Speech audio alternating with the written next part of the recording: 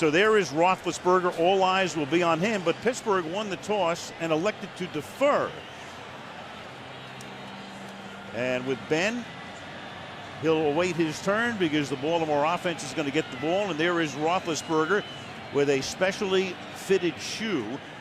And kicking off will be Sean Sweezum, who took over 3 weeks ago when they let Jeff Reed go. Reed had been there for a long time. And Sweezum was one of the big heroes last week with 4 field goals of 40 or more yards. David Reed, a rookie, is going to run back the opening kickoff. And John Harbaugh thinks that Reed can be the answer all the way down the stretch here. Drafted in the 5th round out of Utah. He will get the ball first tonight as he runs up and collects it at the 15-yard line and cuts across the field and gets around the corner, but a flag is thrown and another flag comes in at the end. So he brings it back out for the moment to the 36-yard line. Holding, receiving team number 11. 10-yard penalty, first down. So Terry McAuley with the initial call, and let's take a look at the Baltimore starters tonight. Joe Flacco, University of Delaware. Ray Rice, Rutgers University. Anquan Bolden, Florida State University. Derek Mason, Mumford High. TJ Houshmandzadeh, Oregon State. Todd Heath, Arizona State. Michael Orr, North Memphis, Tennessee. Ben Grubbs, Auburn University. Matt Burke, Harvard. Chris Chester, the University of Oklahoma. Marshall Yanda, Iowa. Missing tonight is LaRon McClain, their fullback, such an integral part of the offense. They go 3 wide on first down. Flacco goes right to the air, and the pass is incomplete, and you can see Heat pulling up, reaching for his hamstring as he went down the field over the middle, and he's going to come out after the first play. Well, as we well know, it is cold down there, and this is not good news whatsoever. Got Houshmandzadeh on the outside, but here's Todd Heap, and watch him. This guy has been playing some of his best football of his career. Such a big part of this offense, and he went immediately to the sideline. So he goes to the bench. He got a 65-yard reception for a touchdown last week against Tampa Bay here on 2nd and 10. Flacco checking off and rolling and then throwing, and that's incomplete. Intended for Rice. Joe Flacco started his college career at Pittsburgh and then left there and went to Delaware. Last 8 games at home, just 1 interception, and that came last week when Aqib Talib of Tampa Bay wound up with an interception that he collected between his ankles. He has been phenomenal since the 2nd week of the season. 8 interceptions this season for Flacco, 1 of them on opening day, and then 4 more in the 2nd game of the year, so only 3 over the past 9 games. 3rd down and 10 out of the shotgun. And finally the pocket breaks down, and down he goes. Ziggy Hood taking the spot normally occupied by Aaron Smith, who's been hurt for a good part of the season. Ziggy Hood gets the sack, and it's a quick 3 and out. Well, we call this the amoeba defense. Everybody's sort of up and walking around, but watch the protection. It's good. They brought 2 guys out of the secondary, had plenty of time, and just a late sack, a coverage sack by Ziggy Hood. Sam Cook, who's having a very good season, will punt out of his own end zone, and Antonio Brown, a rookie from Central Michigan, will run it back. Brown is standing right now at the 50-yard line, and he collects it at his own 49. And a flag is thrown immediately as Brown gets back to the Baltimore 43. Terry McAuley, who has refereed 2 Super Bowls, will give us the call.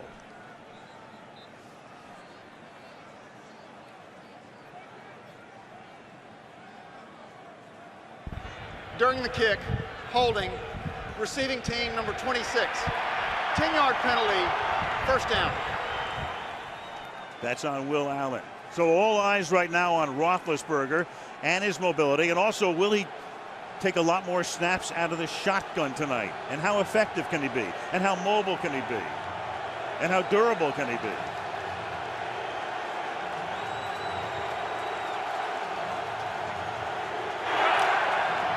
Starting from his own 38-yard line. Running back is Richard Mendenhall. And there's a short shotgun formation for Roethlisberger, who's 4 yards back, and he hands the ball off to Mendenhall up to the 40-yard line. And Ben was telling us last night, we're going to do something that's a little surprising at the beginning of the game, and there it was. It's like a mini shotgun formation. Yeah, it's what the colleges call the pistol formation, where they have the quarterback about 3 yards off the line of scrimmage and the tailback in behind. They just ran their power O play that they run a million times over, so the offense didn't change, just the formation. Now you have 5 receivers and a more conventional shotgun setup, 2nd down and 8. 4-man rush, and the pass is behind the intended target, Heath Miller. Let's take a look at the Pittsburgh offense. Ben Roethlisberger, Miami University. Rashard Mendenhall, Illinois. David Johnson, Arkansas State. Hines Ward, Georgia. Mike Wallace, Old Perry Walker High School. Heath Miller, Virginia. Jonathan Scott, Texas. Chris Kimoyatu, Utah. Marquise Pouncey, Florida. Ramon Foster, Tennessee. Flozo Adams, Michigan State. A lot of mixing and matching through the season along that offensive front.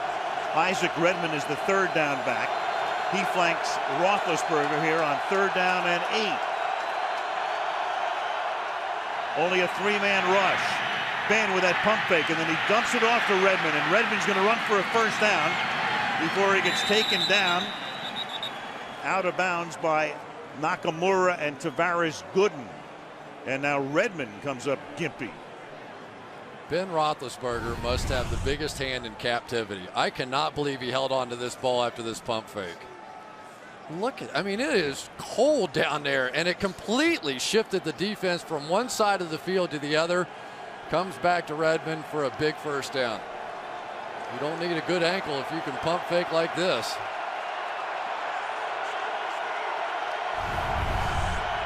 So far, so good. And again, the short shotgun or pistol here. 1st down at the 46-yard line. Behind him is Mendenhall. And Ben protected well. And that pass is incomplete. Intended for Miller. 2nd down. And let's take a look at the Baltimore defense. Alatingata, Oregon. Kelly Gregg, Oklahoma. Corey Redding, University of Texas. Jarrett Johnson, Alabama. Ray Lewis, University of Miami. Jamel McClain, Syracuse University. Terrell Suggs, Duke and Downey University. Chris Carr, Boise State. DeJuan Landry, Georgia Tech. Ed Reed, the U. Josh Wilson, University of the Dirty Turk. Suggs saluting his parents, Duke and Downey. Terrell went to Arizona State. 2nd down and 10. And that's a 2 or 3 yard pickup from Mendenhall, who then gets shoved back. One thing about these two teams, Chris, obviously through the years, and especially that 2008 AFC Championship game, it's as physical as it gets. Yeah, and really, they're going to attack tonight. I mean, we've already seen Ben Roethlisberger. He doesn't miss as badly as we've seen him miss on 2 throws already tonight. I'm sure he's trying to get it figured out just how to push off of that foot, but very uncharacteristic throws on a couple of the first ones that he's had. Now you have Miller lined up in the backfield on 3rd down and 8 because Redmond went off. So they have to move the tight end into the backfield to stay in to block. And Roethlisberger will go down at his own 46-yard line. Haloti Ngata.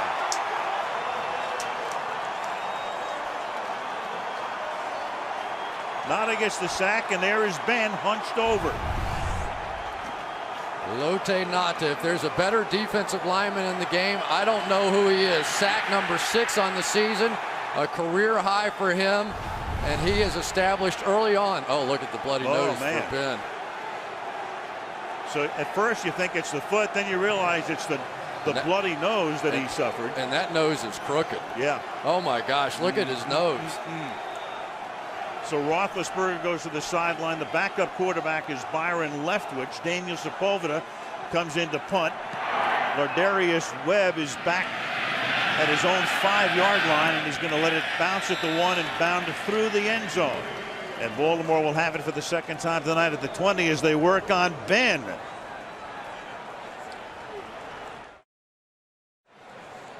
Baltimore Inner Harbor on this very cold night. Meanwhile, they're working on Roethlisberger, his uniform bloodied, the bloodied nose and maybe a broken nose, and they work on him as Baltimore has it at the 20. Willis McGahee is the running back. Here, McGahee gets stuffed in the backfield by Troy Polamalu, the safety who comes in on the run blitz and knocks him down for a 4-yard loss. And let's go back to the Roethlisberger hit. Well, I can hear him screaming all the way from Pittsburgh here. All the fines, all the penalties on Steelers players. Here's a direct blow to the helmet of Ben Roethlisberger. Looks like it may have, at the very least, changed the shape of his nose. No penalty, no foul. Hit him with the right hand first and then the left hand. 2nd and 14, and there's a draw to the 22 as Ray Rice comes in, and a penalty. And that's going to go against Baltimore.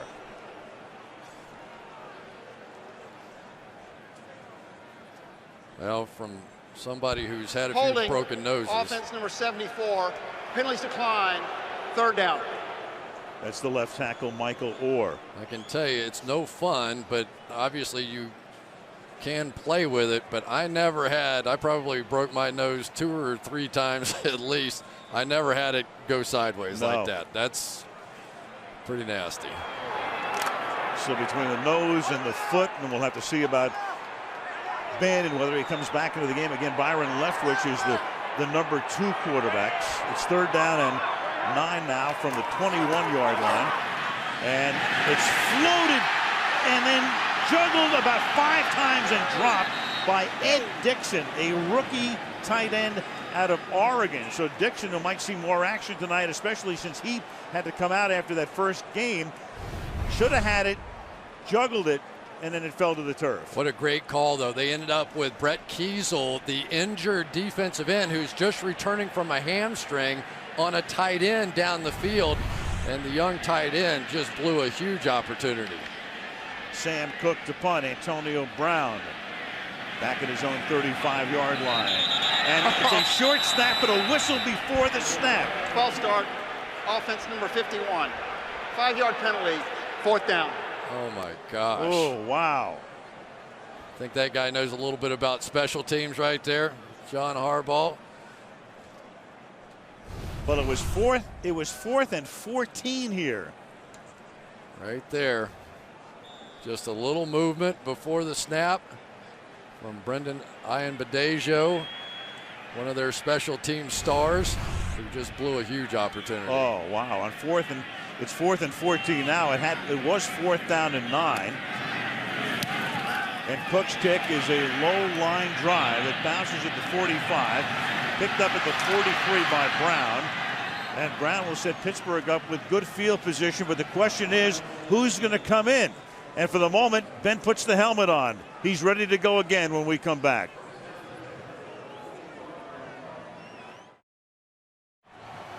So Roethlisberger comes back. It was Nada who came in and hit him and created what the Steelers are saying is not a broken nose, simply a bloodied nose. Well, semantics. The ball is at the 45-yard line. And Mendenhall to the 41-yard line.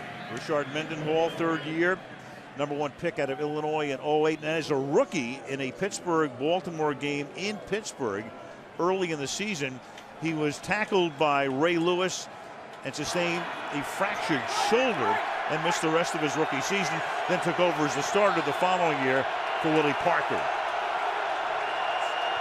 2nd down and 6. Now the pistol again for Roethlisberger, standing 4 yards back of center with Mendenhall behind him, and Ben's going to launch one for the end zone, and too far for Mike Wallace. Tough to overthrow Mike, but of course Mike was running out of room. He'd beaten Ladarius Webb in the end zone. 3rd down and 6. Well, of course, Roethlisberger did not play in the first matchup, and Mike Wallace had several opportunities for big plays, but Charlie Batch couldn't get him the ball. That time Roethlisberger overthrew him, which is a very rare occurrence for one of the fastest players in all the NFL. 3rd and 6.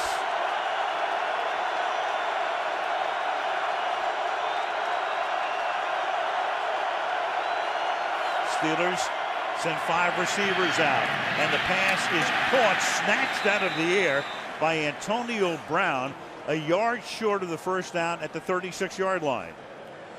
Well, Ben had no chance whatsoever. They've got the hot read coming off of the fact that Ray Lewis and one of the safeties was coming after him. Had to throw it quickly, got it out there, and Ladarius Webb did his job making the tackle before the first down. And in a game like this, you punt in this situation. Or at least you line up the punt, as did Baltimore.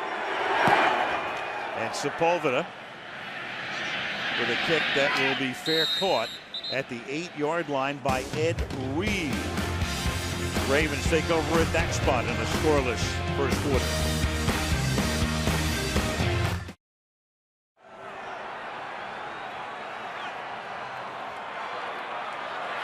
From the 8-yard line on first down, Willis McGahee picks up 2. Let's take a look at the Pittsburgh defense. Ziggy Hood, Missouri. Casey Hampton, Texas. Brett Kiesel, Grable High School. Go Buffs. Lamar Woodley, University of Michigan. James Ferrier, Virginia. Lawrence Timmons, Florida State. James Harrison, Kent State. Bryant McFadden, Florida State. Troy Polamalu, University of Southern California. Ryan Clark, LSU. Ike T. Swagger University. That Pittsburgh D, so good for so long. That run defense averaging 3 yards per carry against the season, and that's tremendous. Rice is the back on second down and 8, and Flacco is going to take a timeout. Not in time, though. He got the timeout. Prior to calling the timeout, delay of game, offense, 5-yard penalty, second down.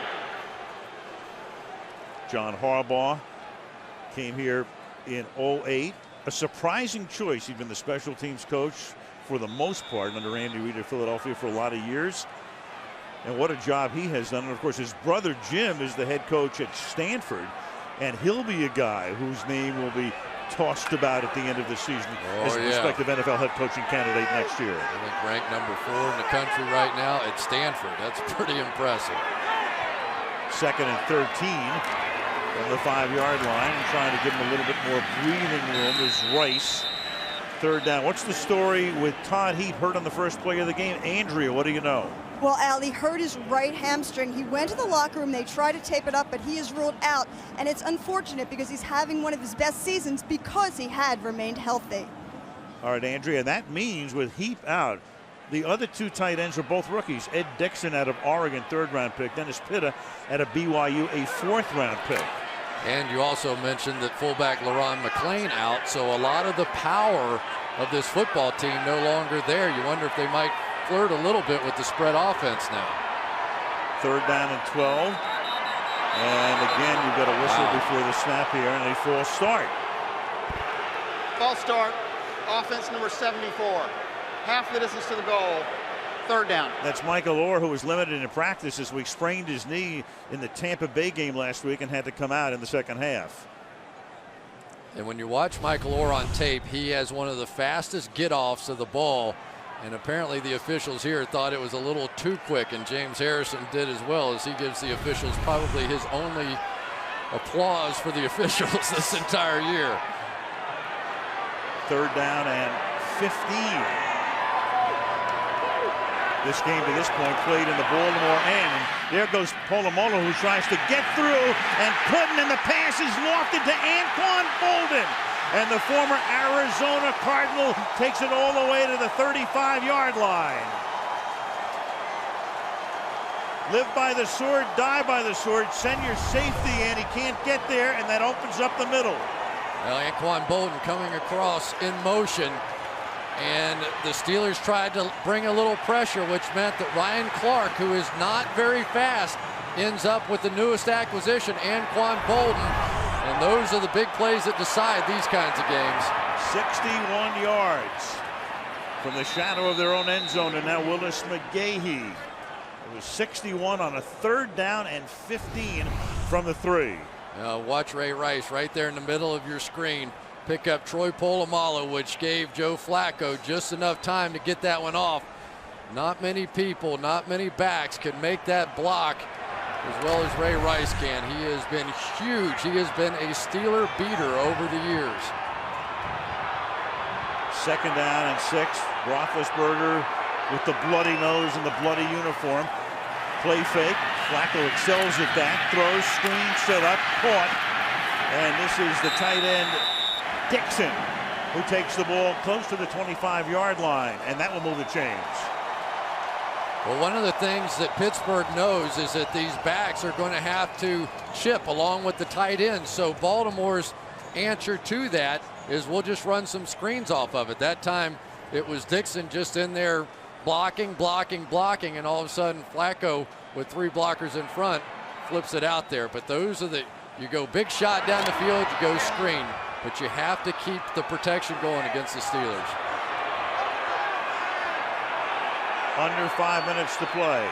No score. Opening quarter. Quick toss to T.J. Houshmandzadeh, former Bengal and Seahawk, for a gain of a couple. It was Houshmandzadeh who caught the pass from Flacco at the end of the game with 32 seconds left in Pittsburgh on October 3rd that gave Baltimore the win. And it was Bryant McFadden who was covering him who gave it up. You're going to see the old Pittsburgh cross blitz. Sometimes when you're watching these two teams play, I know it's easy to follow the football, but if you can watch what they're doing on the defensive side a little bit as well, it is about as interesting as the NFL gets, watching the Steelers and Ravens on the defensive side. Pittsburgh's defensive coordinator, the Hall of Famer, Dick LeBeau. Pressure on Flacco, but he gets it away, and then it's tipped and it's incomplete. Off the hand of Rice, and another penalty, and this one will go against Baltimore for a hold. Dixon may have gotten Woodley. Yep. Holding, offense number 83. 10-yard penalty, 2nd down. Indeed. Well, they asked Ed Dixon to come in motion and block Lamar Woodley coming off the outside. You're a rookie. This is not a great assignment, but you've got a screen pass. You can't hold on a screen pass. You know, I mean, the whole point is let the rush come in there a little bit, and now you're backed up. And remember, this is a tough, windy night. Don't think you're going to see a bunch of 50-yard field goals in this one. Temperature near the freezing mark. Ball at the 33-yard line. It'll be 2nd down and 18. Flacco out of the shotgun. 3-man rush. Joe buys time. Looking and then throws, and the pass is caught. Hauled in at the 26-yard line by Houshmandzadeh. Gain of 7. It'll be 3rd and 11. Watch Lamar Woodley right here. This is what you're dealing with. And you've got Chris Chester, just a big professional guard, and he just gets mauled. Joe Flacco just stayed with this as long as he could, and that is some catch on the tail end. That's a veteran pro receiver, and they certainly have guys now that know how to make tough catches in tough situations. That's why they got Anquan Bolden and why they feel like they were lucky to get T.J. Houshmandzadeh. Did he get both down with possession? No challenge from Tomlin. 3rd and 10 from the 25. Flacco slings it to the outside, and it is caught there by Ed Dixon, close to the 1st down marker. Dixon working against Timmons that time.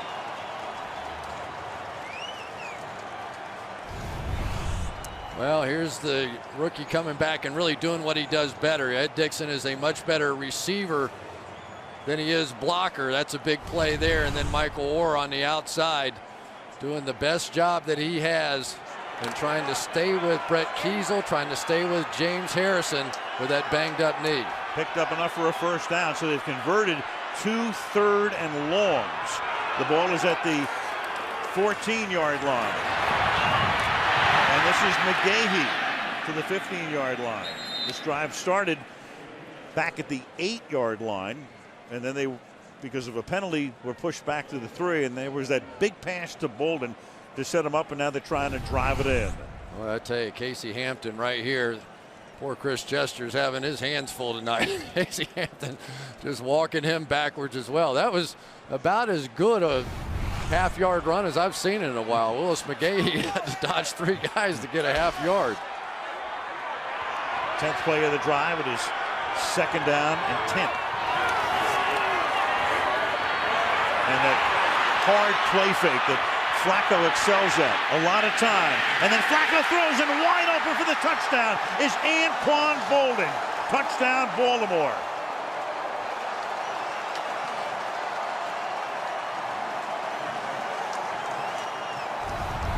So many times if a receiver can get to the back of the end zone behind the defenders, go one way and then come back the other way, the defenders lose them. They watch the quarterback. That time they were watching Joe Flacco, and Anquan Boldin made this look easy. Watch him. There we go as they turn around and watch the quarterback. I'm going the other way. Thank you very much. Easy touchdown for a veteran player. 7th touchdown reception this season for Boldin, who came over from the Cardinals, and now you have a fight breaking out before the snap.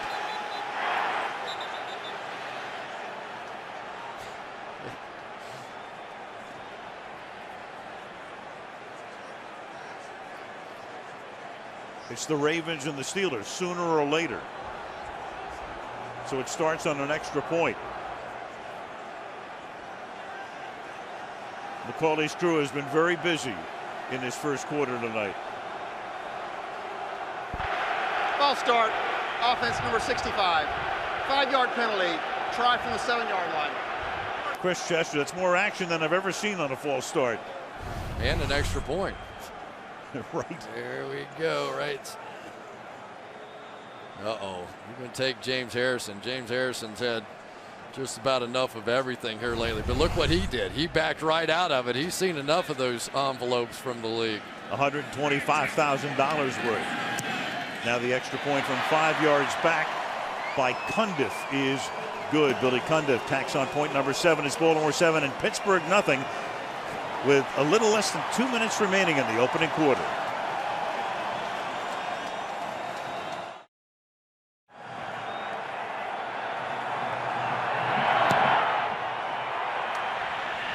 Cundiff, with a lot of touchbacks this season, has another one. More than half his kickoffs have resulted in touchbacks. Roethlisberger takes over at his own 20. 7-0 Ravens.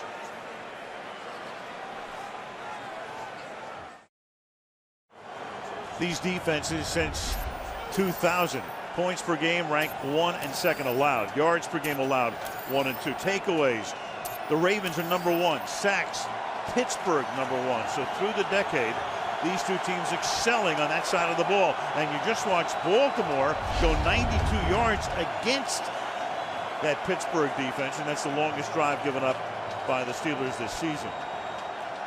Yeah, Dick LeBeau over talking to Bryant McFadden. It was McFadden who dropped the coverage that cost the Steelers the touchdown. First down and 10. Roethlisberger taking the conventional snap here. He's lined up in regular shotgun and in the half shotgun or pistol tonight. And he hands the ball off to Mendenhall. And Mendenhall will pick up 7 yards out to the 27-yard line.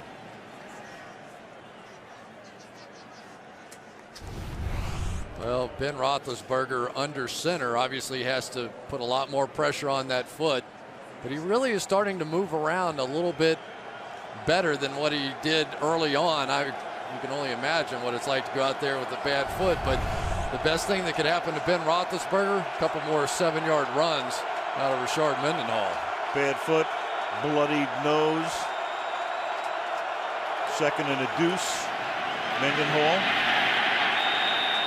tackled to the line of scrimmage. You know, Chris, with Ben, a lot of people say, oh, he's a drama queen and all of the rest. But you know what? He is one tough dude. Well, he doesn't look like a homecoming queen tonight. He's got blood everywhere. And I'll tell you, this Haloti Ngata is the guy that is probably their biggest nightmare on the, here we go, right outside here. And the Baltimore Ravens are putting him over on the Steelers' offensive right-hand side because they know that's the way they like to run. Now Moeldy Moore, the 3rd down back, is in. 3rd down and 2. That's Sanders coming in motion. You've got 3 receivers on the left side. Roethlisberger looking that way and dumps it off for Moore as Ben hits the ground, and Moore tries to fight his way to the 1st down line and is either right on it or just short of it. The line judge coming in to mark it. If the nose of the ball is on the 30-yard line, it is a 1st down. Terrell Suggs, meanwhile, planted Roethlisberger. Wallace signals to the bench it'll be a first down. Nose of the ball touches the stripe. It is a first down, and it is.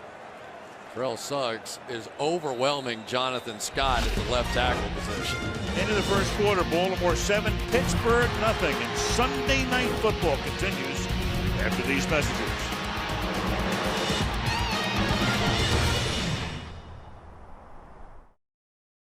On this 34-degree Sunday night at M&T Bank Stadium. And as we start the second quarter, you've got Terry McAuley. Baltimore has challenged the spot on the last play.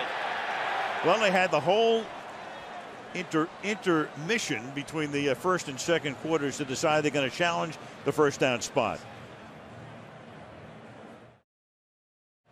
First quarter ended with a first down, so signaled. Here comes the call. After review, the ruling on the field stands. Baltimore is charged with their first team timeout. Well, the runner is stopped. Take a look again, and there's nothing that we saw in all of the replays we were watching during the break here that would allow the crew to overturn it. He's still moving. The ball gets obscured. The nose of the ball just had to reach the front edge of the 30-yard line because that series had started after the touchback, and there's nothing there to indicate that the ball didn't get there. Line judge came in, makes the call stands. First down to the 30. It's a heck of a play by Heath Miller, too. If he doesn't push more forward, he doesn't make it. Now the pistol formation again. Roethlisberger's used it about a half dozen times tonight, and Mendenhall gets taken down immediately, and that's DeJuan Landry, who sustained a concussion last week in the Tampa game, and they had to keep an eye on him, and he had to pass the test this week to enable him to play tonight. Well, you can tell the Pittsburgh Steelers and offensive coordinator Bruce Arians, they're just trying to get a few plays to get the ball out of Ben Roethlisberger's hands, because right now this offensive line of the Steelers has been no match across the board for the Ravens defensive line. Second down and 10.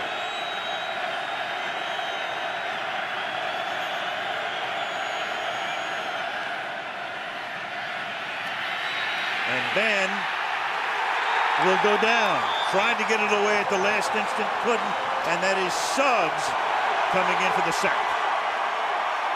Good patience by Terrell Suggs on that one.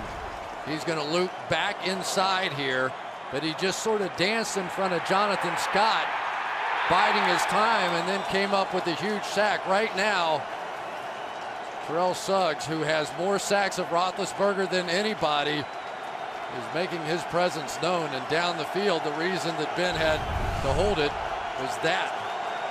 AFC Defensive Player of the Month for November gets off to a good start in December. Here's Redmond back in the game. He was hurt on the first series, and they give it to him, and Redmond gets out past the 30 to the 32-yard line. Started to break away, and then Ed Reed comes up to stop him well shy of the first down. You know, anytime you see a Steelers run, usually Hines Ward has something to do with it. They bring Hines Ward down so many times, and he makes those key blocks in there, and I just don't think that they are expecting to see Isaac Redmond run the football out of any formation. Darius Webb is back to receive the Daniel Sepulveda kick. Webb from the 15-yard line. Gets around the corner. Webb out past the 40 and gets banged down up at the 49-yard line by Arnez Battle. Good run back. Ravens will have it at midfield 2 minutes into the second quarter. 7-0 Baltimore.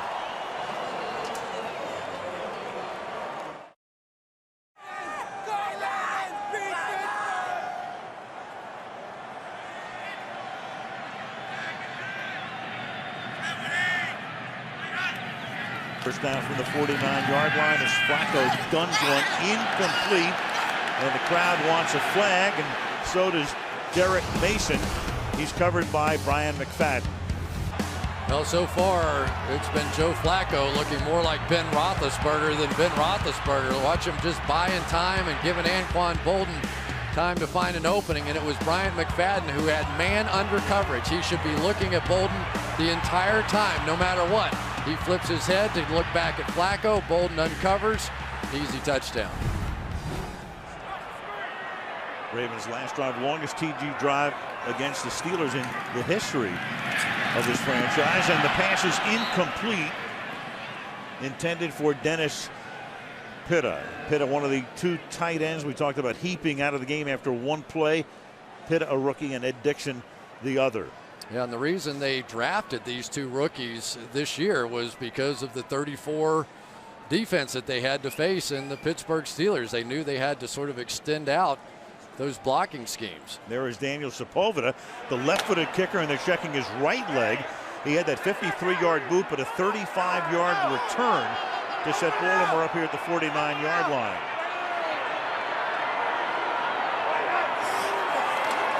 Third and 10, and here they come, but Flacco stays in there, and the pass is caught, but about 3 yards short of the first down. Derek Mason, who caught 8 balls last week and was targeted 13 times, is stopped. It'll be 4th down and 3. Nice job by Ray Rice, is going to pick up Timmons off the edge here. I tell you, when you play Pittsburgh, the most important part of a running back's job is figuring out who's blitzing first and then getting them blocked second. And there's Mason, so they're already minus heat for the rest of the game. And there is Derek Mason, who's done such yeoman work. 14 years in the league. Started his career with the Tennessee Titans, played in the Super Bowl with them against St. Louis after the '99 season, and he's been a stalwart here in Baltimore. And I tell you, Mike Tomlin, when he was talking about the receivers of the Baltimore Ravens, he wasn't concerned about anybody as much as he was Derek Mason. And McFadden gets him, and then over the top goes Harrison. And so now Mason comes limping back to the sideline. Then it will be 4th down and 3. Sam Cook to do the punting. Cook's third punt is bouncing at the 5-yard line, and then it bounces into the end zone. Much Marcus Smith, who had a chance to down it but couldn't. Out it comes to the 20 when we come back. From the 20, 1st down, Steelers. Ben, clean pocket, and rifles the pass, and that is caught, and bowling ball is in his way out to the 45-yard line is David Johnson, who is 6'2" and 260, drafted in the 7th round last year. Can play a lot of spots in the offensive sets, 25 yards. Without question, the best protection of the night for the Pittsburgh Steelers. 5 rushers, 5 offensive linemen, all of them blocked, and if you get that done, you come up with big plays. And so much for that bad foot and the bloody nose as he guns one over the middle for a gain of 25. And now he hands the ball off to Mendenhall, and Mendenhall goes absolutely nowhere, and there is Ray Lewis making his presence felt for the first time tonight. Ray Lewis, 15th season, one of the original Ravens, the team starting here in '96, 2-time Defensive Player of the Year. 30 or more sacks or interceptions, one of 2 players since 1982. And the Ravens have allowed under 4 yards per rush in every season since they came here and began the franchise as the Baltimore Ravens after moving from Cleveland following the '95 campaign. 2nd and 10. And that pass is caught, and it's close to a 1st down for Antonio Brown. And that other player we should mention who fits into that category with the 30 sacks and interceptions would be, of course, our own Rodney Harrison back in the studio. Not bad at all. But I tell you, the thing that impresses me so much about Ray Lewis is he's about what's good for the team. He tells Joe Flacco, do what you do. Don't worry about turning the football over. So far this season, the Ravens defense has not allowed a touchdown off a turnover. It's an amazing statistic. From the 45, indeed, as the play fake to Mendenhall, and then Ben is going to roll, and Ben is going to throw this one away. And that is incredible when you think about it. You know, normally because turnovers are such killers, but that Raven defense, every time this season that the offense has turned it over, they've at least limited the opposition to a field goal at worst. Yeah, and because you got guys like Terrell Suggs who can do this. I mean, Flozell is just, there's no way that physically he can keep up with the speed of Terrell Suggs. Terrell Suggs on both sides now, completely wearing out these Pittsburgh Steelers tackles. 10 minutes to the half, 7-0 Ravens. 2nd and 10. 4 receivers on the right side. The pump fake by Roethlisberger. Going deep, and it's going to get picked off at the 5-yard line. Intercepted by Josh Wilson. Acquired just before the season from Seattle. Intended for Antonio Brown. Forward progress takes him into the end zone, but they're going to spot the ball at the 2-yard line.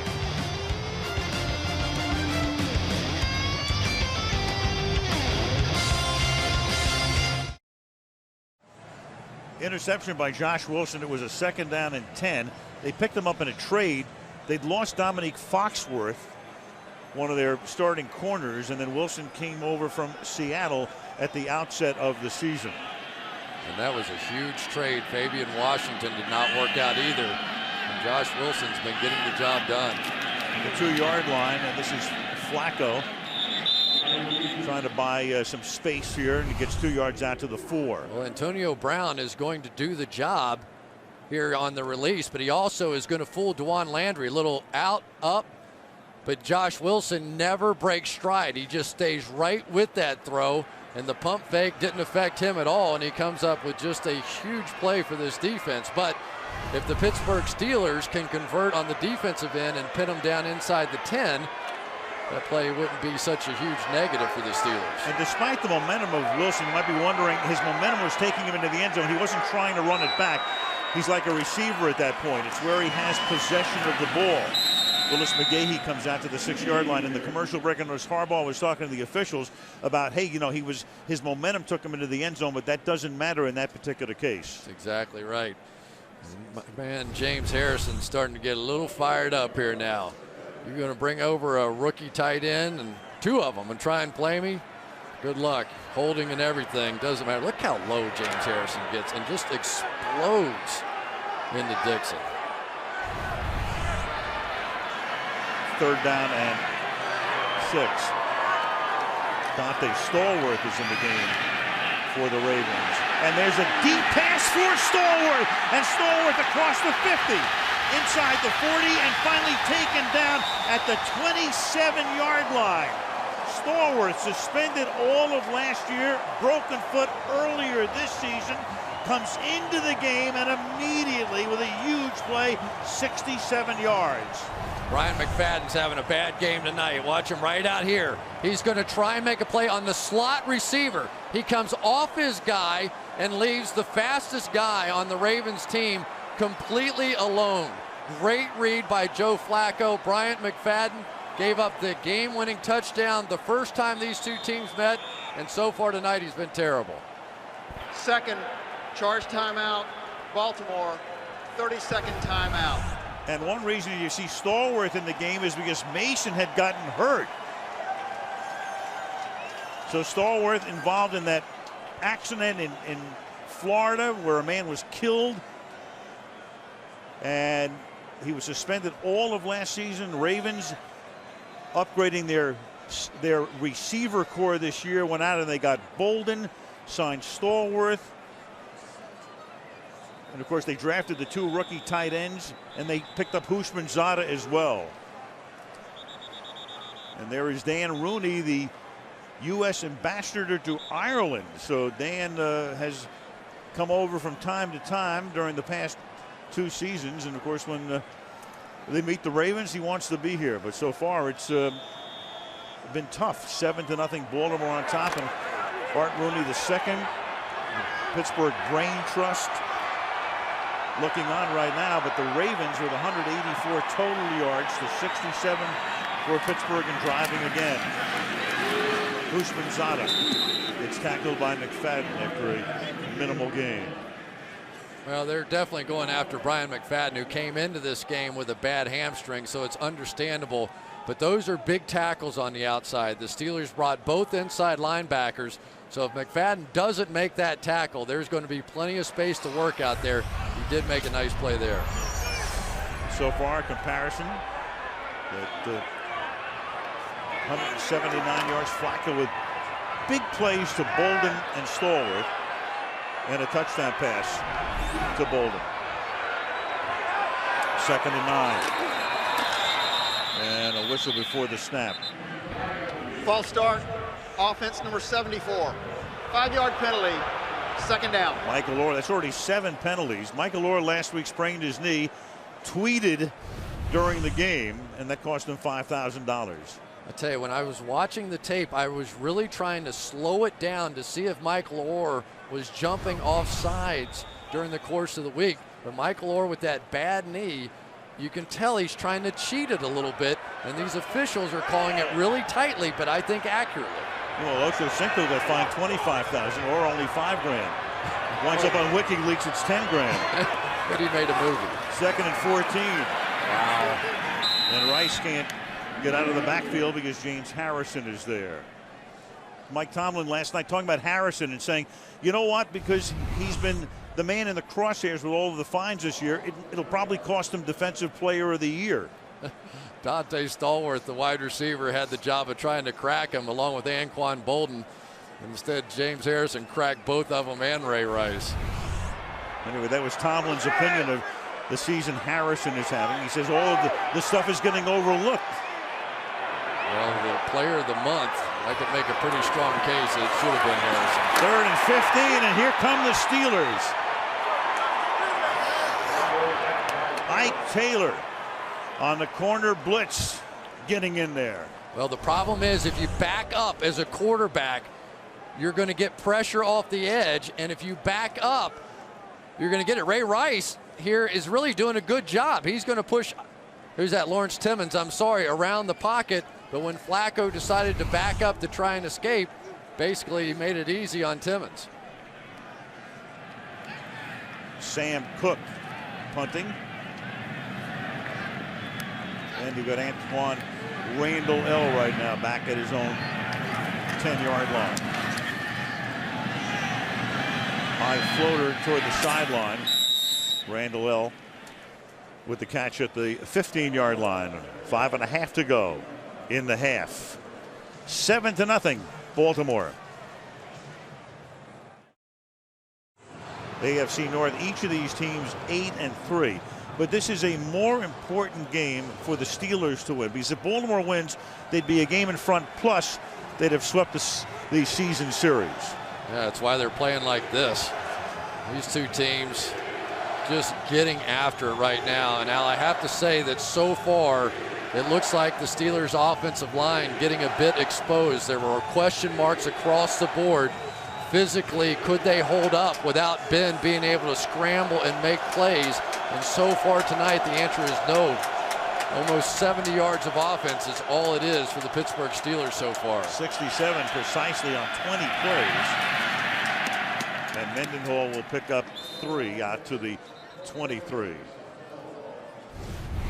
Well, they tell us Ben's nose isn't broken, but most noses that are, they don't do like that. I don't know. I'm not a doctor, you know. I'm just saying. We just play one, right? Yeah. The blood on his jersey. As we talked to John Harbaugh earlier this week, he said, "Hey, I'm not a doctor, but I just play one every week in a press conference." Ben might need 2 next week. 2nd and 7. And that pass is a little underthrown, but Wallace comes back, and he's able to make the catch for a first down at the 35-yard line. Well, okay, Josh Wilson, you're going to try and attack?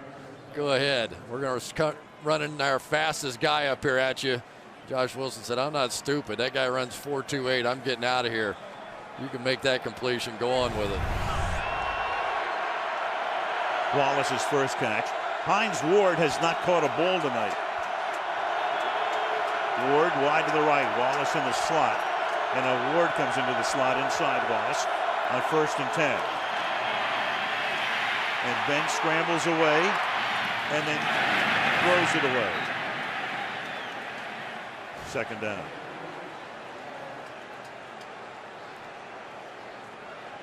You know, the Baltimore Ravens defensively in their secondary, they've just been all over these receivers down the field. Darius Webb on the other side against the speedy Wallace. And then Hines Ward working inside, going against Chris Carr, and he's covered.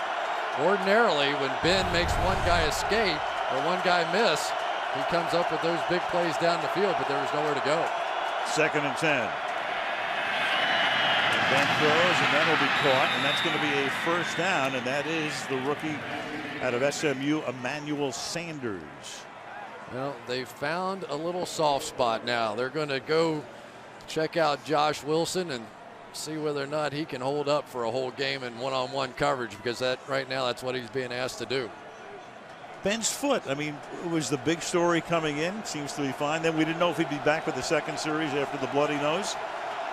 He looks like Ben. Fine, but not the mobility we're used to seeing. Right. And not the creative plays we're used to seeing out of that mobility. And as you said, too, the offensive line needs to be better. Here's Mendenhall breaking through, and Mendenhall across the 50 to the 46-yard line, tackled by Landry.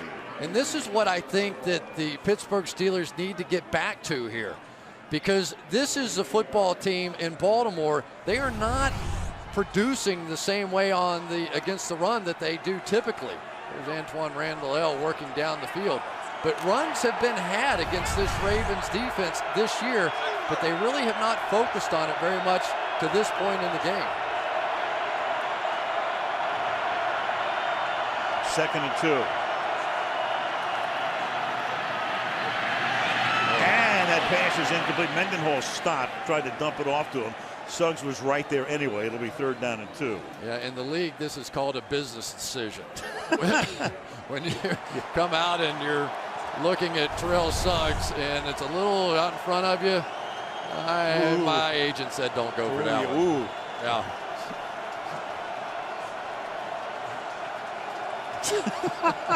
Classic. I hear footsteps. And they're big. Like Terrell Suggs got a little bloody lip too. And looming. 3rd down and 2, and then first charge timeout. They will take a timeout. 30-second timeout.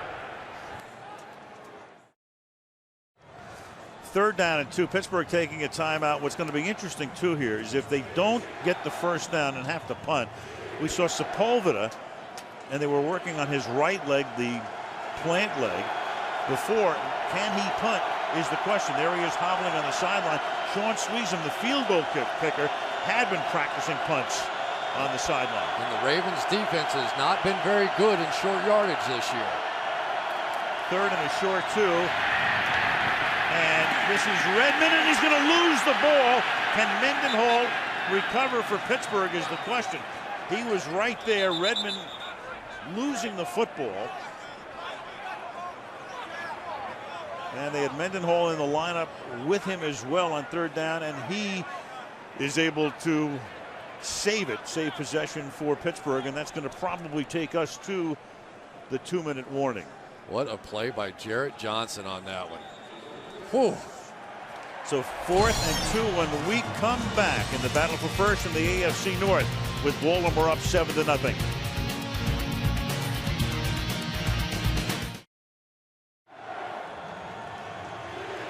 Steelers with 2 minutes to go in the half will line up to go for it at the 44-yard line. 4th down and 2. It was Marquise Pouncey, the rookie center, who actually recovered that last fumble. There's Sepulveda, and they taped him up, we're told, from his groin down to his calf. So the chances of him playing the rest of the night are minimal. And they go for it on 4th and 2, and the pass is caught, and they're going to pick up the first down as the catch is made by David Johnson, his 2nd reception. That moves the chains. First down at the 39-yard line. Boy, a lot of action being created by the backside receivers. Allowed David Johnson to come across the formation there. Probably won't be officially called a pick, but that's exactly what it was. His backside receivers picked off everybody in coverage. Big first down. Steelers with 2 timeouts.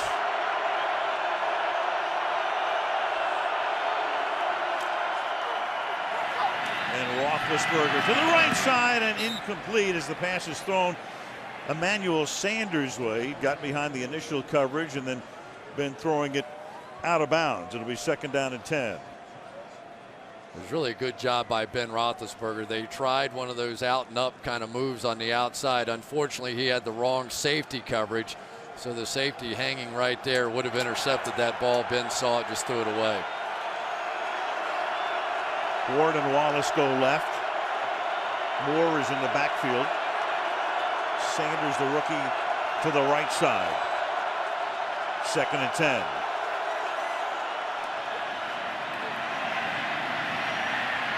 And look at that time for Roethlisberger. And the pass is incomplete. It was Sanders going across the formation, deep down the field. Chris Carr covering on the play. 3rd down and 10. Lodi Nada now playing over Marquise Pouncey right here in the middle. They felt like Pouncey was a great athlete for a rookie. They didn't know how well he would hold up against Lodi Nada. I'd say pretty darn well right there. That protection was as good as you could get. So Suggs started to come in and then he backed off to go into coverage against the tight end Miller. 3rd down and 10. 6 defensive backs in for Baltimore.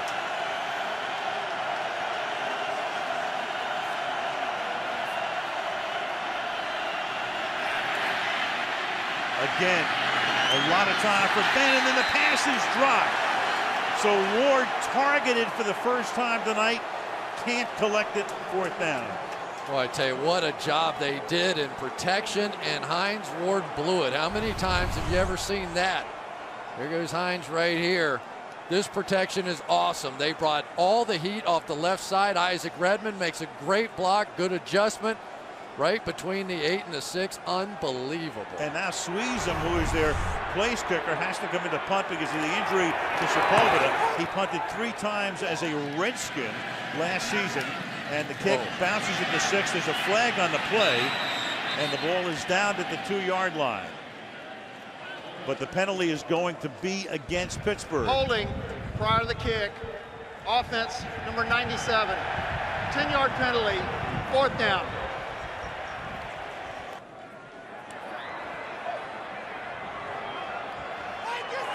And Sweezum to have to kick again. So against Sepulveda with that right leg tape. Sweezum signed 3 weeks ago. Ladarius Webb is back this time to return the kick. And Webb collects it and then drops it at the 11-yard line and gets taken to the ground at the 15-yard line. So Baltimore with 46 seconds, and they have 1 timeout. Sweezum sitting on his couch 3 weeks ago, and all of a sudden he's the field goal kicker, the punter. And a lot of purple coming after him. You know, Sepulveda, this is not the first issue he's had with his non-kicking leg. It happened to him in college. He's had 2 different issues with that knee, and so now they are in a bit of a spot in a game that has a lot of punting as part of it.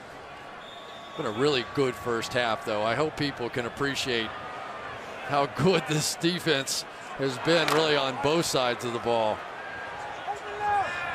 That helmet all scarred up. Jeez. From the 15-yard line on 1st down.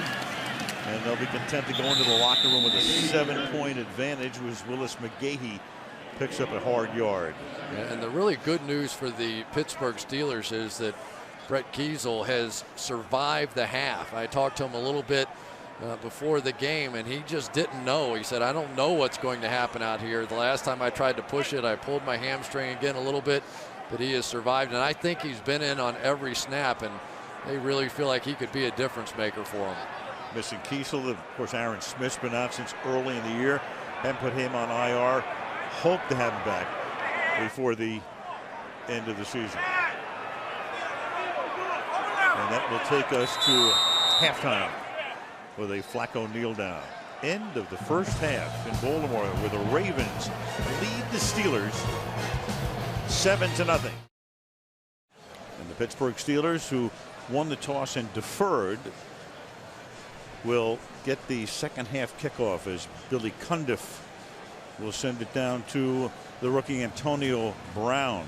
Al, doesn't it feel like the Steelers could run the ball a little more than what they are? I mean, they're having trouble in their pass blocking, but they have had success running the ball tonight as opposed to the Ravens, who have had no success running the ball. Mendenhall, you're right, has carried 8 times for 27, and Redmond 2 for 12, and Cundiff with another touchback. He's on his way to setting a record for touchbacks. Meanwhile, let's go down to the sideline and check in with Andrea Kramer. Andrea. Well, Al, Mike Tomlin acknowledged his offense isn't playing well. He said no major adjustments. The main thing they have to do is catch balls on 3rd down. Now, when the team just came out for the second half, Tomlin walked over to the offensive line. He was exhorting them to do better. As for the punting situation, he thought Sweezum would continue to punt, but he expected Daniel Sepulveda to hold for place kicks. So Sweezum punted at the end of the first half. Meanwhile, for the Ravens on their side, Derek Mason came out of the game, and the Ravens are telling us nothing about his condition. And Todd Heap, of course, is out of the game after the first play of the game. The tight end on 1st down, they give it to Mendenhall. He's out to the 25-yard line. It'll be 2nd down and 5. Well, the first half really dominated by the Ravens defense and their studs. Ray Lewis was fantastic. Terrell Suggs completely dominant. And Haloti Ngata with a big hello to Ben Roethlisberger there. The big Haloti. Yeah. Oh, come on. I didn't say that, did I? The one person we haven't heard that much from so far, though, is Ed Reed. And if Ben wants to start taking some shots and gets impatient, we probably will. Of the 50 career interceptions, they swing it out. And this is Mendenhall making the catch. Tackled by Gooden. Remember, the game starts, and the big storyline is Ben Roethlisberger in the walking boot all week. The specially designed shoe. That shoe is 1.5 sizes larger than it would normally be. And the bloody nose on the first series, and yet here he is, 10 out of 20 for 101 yards. And has been lining up in this formation, known as the pistol in college football, a short shotgun. He's done it about 10 times tonight. And over the middle, that pass is caught up at the 47-yard line, and finally Hines Ward makes a catch. His first catch of the night. He's covered downfield by Ray Lewis. Well, there's Hines Ward making a catch, and one of the reasons why they've been sacrificing Heath Miller right over here to help against Terrell Suggs. Well, Suggs says, fine, you're going to help on me. I'm just going to make sure you don't get down in the route, so eliminate him. But this time, the catch was made. From the 47 on 1st down. Quick flip. Wallace gets by Landry. And Wallace to the 29-yard line. So the speedy one makes the catch and then is able to take off and goes downfield for 23 yards. What a great read that time by Roethlisberger. Look what happens here. They're going to come up like this. So there's nothing going on. Landry, I think, was trying to play games and make it look like a blitz. But here's Mike Wallace, one of the great big play receivers in the game today. Whew, he is quick. From the 30-yard line, back to the ground to Mendenhall.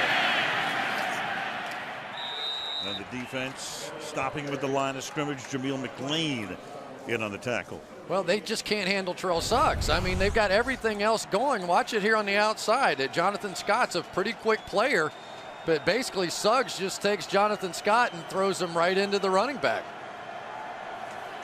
Marquise Pouncey, the center, is going to come off, and he had Ray Lewis, so they had a decent-looking play going. They just couldn't block Suggs. 2nd and 10.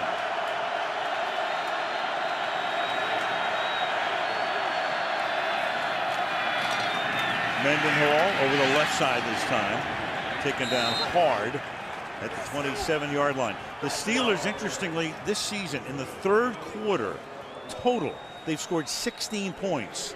In 11 games, they have 1 third-quarter touchdown that came against Cleveland. The Ravens, meanwhile, have allowed only 12 third-quarter points.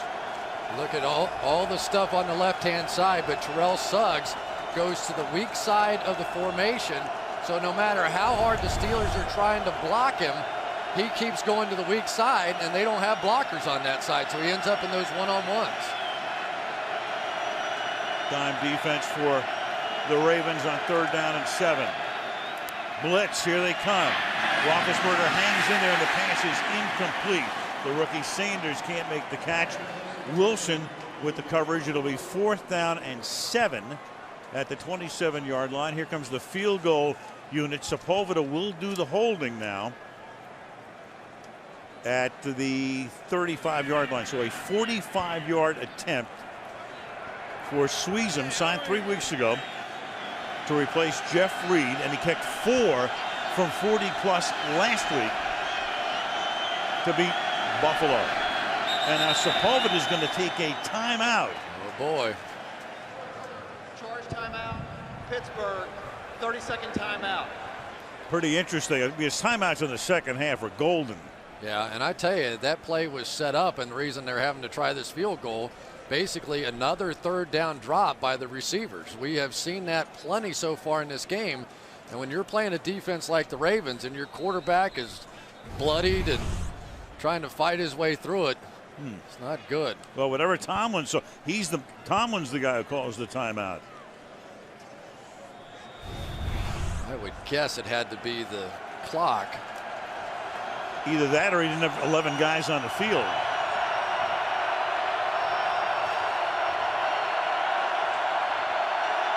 .45-yard attempt.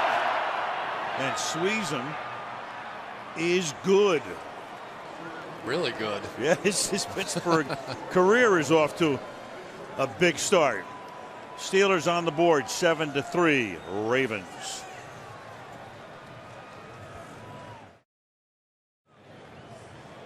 James Harrison has been in the crosshairs, of course, with the implementation of the rules and the fines, and Harrison $125,000. James Farrier came out in support of him. A lot of you read about the remarks made by Hines Ward.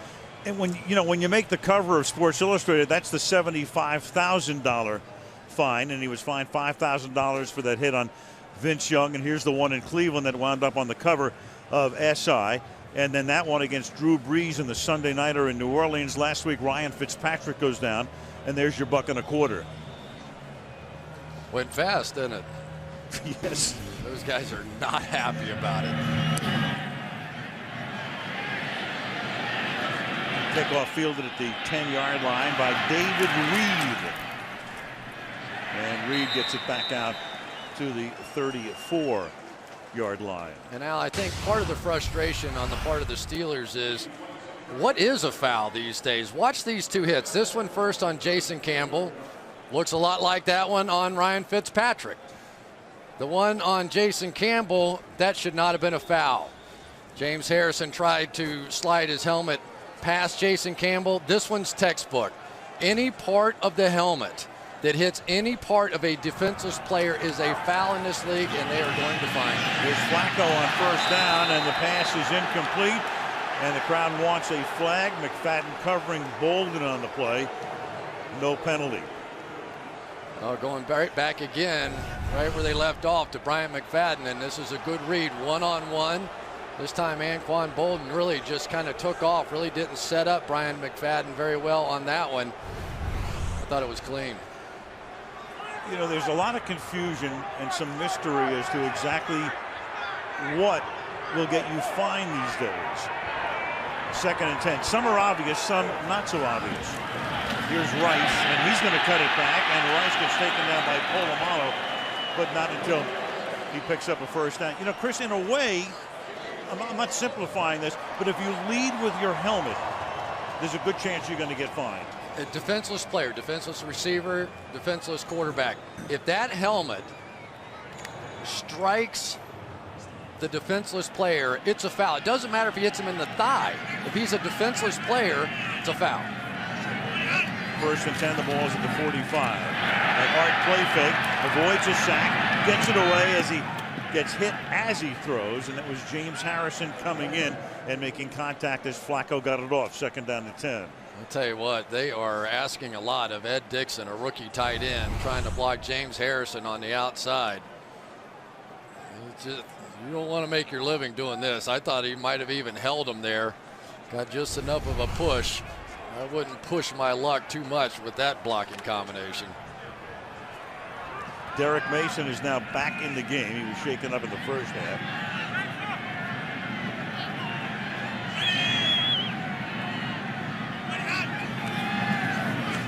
Flacco on 2nd and 10. And that pass is incomplete. Good coverage by Taylor that time. Working on Ed Dixon, 3rd down and 10. To me, that's a really strange throw. I mean, ordinarily, if you get Dixon or a tight end out there and they flank Ryan Clark or a safety, you go, okay, yeah, I'm going to take my shot here. You go out there against the best cover guy that the Steelers have, and Ike Taylor, you go somewhere else. There's just no reason to go here. They went 3 by 1 with the 3 big guys on the right side. Figured they'd sneak one to the left side. I think Dixon was as surprised as anybody. Not against Ike Taylor from Swaggin. 3rd and 10. And that is caught by Mason. And again, they go to work on McFadden with success. When you talk to Mike Tomlin, he said if the Ravens have big drives, they'll have at least one 20-yard throw, typically to Derek Mason down the field. Again, working against McFadden. Pretty throw. And James Harrison, this time from the stand-up position, took Marshall Yanda and just drove him into the ground. But Yanda provided enough time to get it off. 1st down, 39. Rice with 3 yards to the 36-yard line. Hoke makes the stop. Well, you can see that the Ravens, and I think justifiably so now, are going to try and establish a run that they could not establish in the first half. And you say, wow, you're playing against the Pittsburgh Steelers. It's the best run defense in all the NFL. Well, the reason you do it is so that you can go to the play action that Joe Flacco has been using so effectively this year. 2nd and 7. Short drop, trip throw. Houshmandzadeh should have a 1st down. Tackled to the 28-yard line. Ray Rice is doing a fantastic job with this. Look at the defense. Not a single guy with his hand on the ground.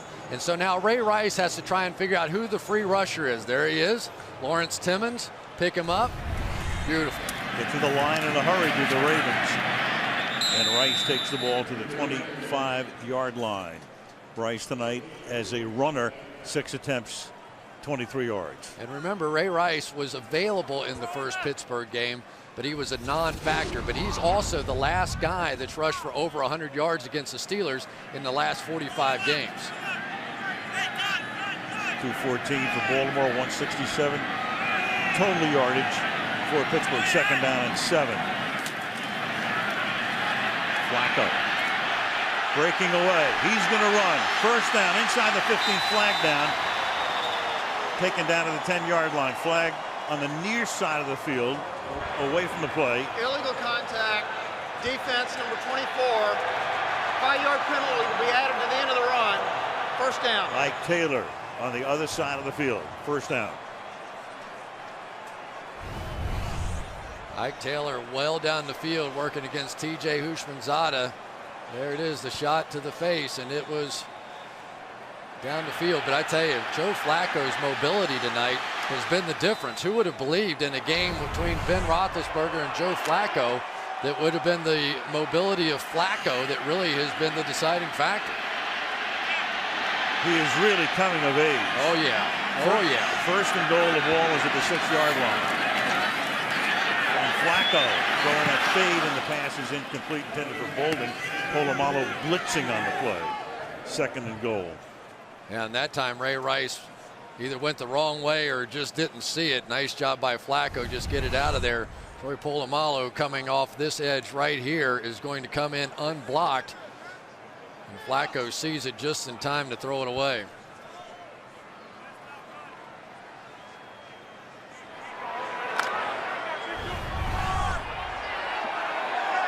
Second and goal. Ravens spread it out. And Flacco throws a fade to the other corner of the end zone and incomplete. Intended for the rookie Ed Dixon, covered by the safety Ryan Clark. 3rd and goal. Yeah, but this is the one you do take the shots. You've got the safety Ryan Clark out there. The problem is that, like a lot of young receivers, Dixon doesn't squeeze it inside enough, so really Flacco has very little ground on the outside of the end zone to try and get that one in there. big tight end, go in there and just blow up Ryan Clark and then do a little fade, and you'll have a lot of green grass or whatever that stuff is out there. Ursa Express. 3rd and goal. And Flacco in trouble. Avoiding the sack and dumps it off, and it's incomplete. So he's able to avoid a vice. Woodley and Brett Kiesel seem to have him corralled, and that's going to set up a short field goal attempt. Lamar Woodley coming right around the edge here. Again, a tight end and a back trying to block one of the premier pass rushers in the game. But we have seen so far what the Ravens' plan has been is they are trying to take away James Harrison, and they're taking some chances with Lamar Woodley. Billy Cundiff signed a year ago, and he won the game in overtime here between these two teams. 24-yard attempt. Cook to hold. And the lead goes back to 7. With 7:13 remaining in the 3rd quarter. Baltimore 10, Pittsburgh 3. Philly 8-4. The Giants win today. They're 8-4. And the Dallas Cowboys with 3 wins in 4 games under Jason Garrett, and really found a running game today with Deshard Choice and Felix Jones in Indianapolis. Well, the other thing is, how about them Colts? Yeah, how about them Colts? We're just used to them either being undefeated or already clinched their division at this point, and they are certainly struggling right now.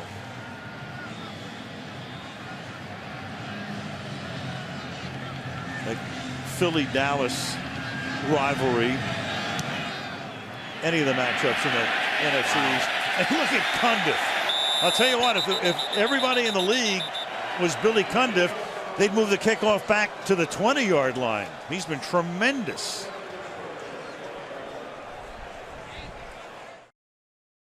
Pittsburgh from the 20-yard line now. Roethlisberger hits the tight end Miller.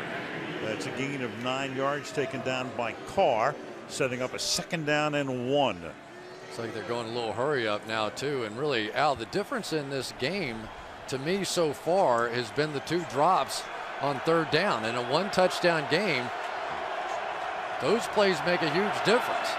The missed opportunities, they're down by 7, 2nd down and 1 from the 29-yard line.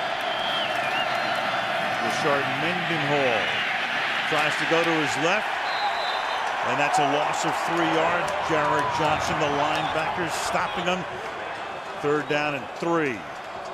I tell you, I talked to Greg Madison, and he said, I think if you took a vote of our players, they may well tell you that Jarrett Johnson is the MVP of this defense. Look how disciplined he is. Rashard Mendenhall is one of the fastest backs in the league.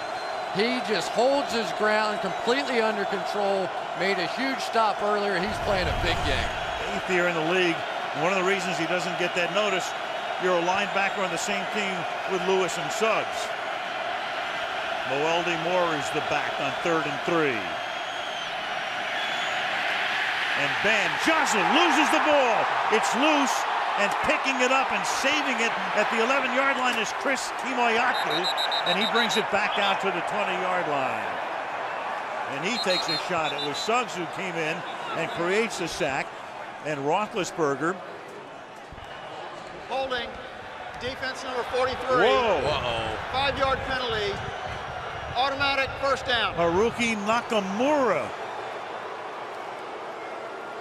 Oh boy, you just cannot grab the jersey. Watch and see if he doesn't grab. There you go. And the thing that I think young defenders sometimes forget is there's official watching every eligible receiver. And I wish somebody were watching Terrell Suggs, because he is killing the Pittsburgh Steelers. Kimoyaku looked like a big old fullback, but he took a shot like one too. And Nakamura, 5'10", 195, doing everything he could to stop the 6'5", 256-pound Miller. 1st and 10 at the 33-yard line. 3-man rush. Dump off to Mendenhall. And Mendenhall breaking tackles and gets 9. Broke away from Jared Johnson. Stopped just short of the 43-yard line. Well, Ben standing in the pocket tall. Ordinarily on a play like this, you might see him take off, but he just dumps it off to Mendenhall. I tell you, Mendenhall is coming off of one of the best games I've seen him have against Buffalo. A career high, a lifetime high carries, 36 in that game. You wondered how he bounced back, but he's been good here tonight. 2nd and 1, Mendenhall. And fights his way for a first down at the 46-yard line. Landry comes up to make the tackle with 4:40 left in the quarter. Well, Ben Roethlisberger's footwork is starting to look better. I don't know if it's loosening up a little bit or what, but that kind of looked like a normal drop back to me. So maybe we can see some of the old Ben Roethlisberger now. 46-yard line. First down.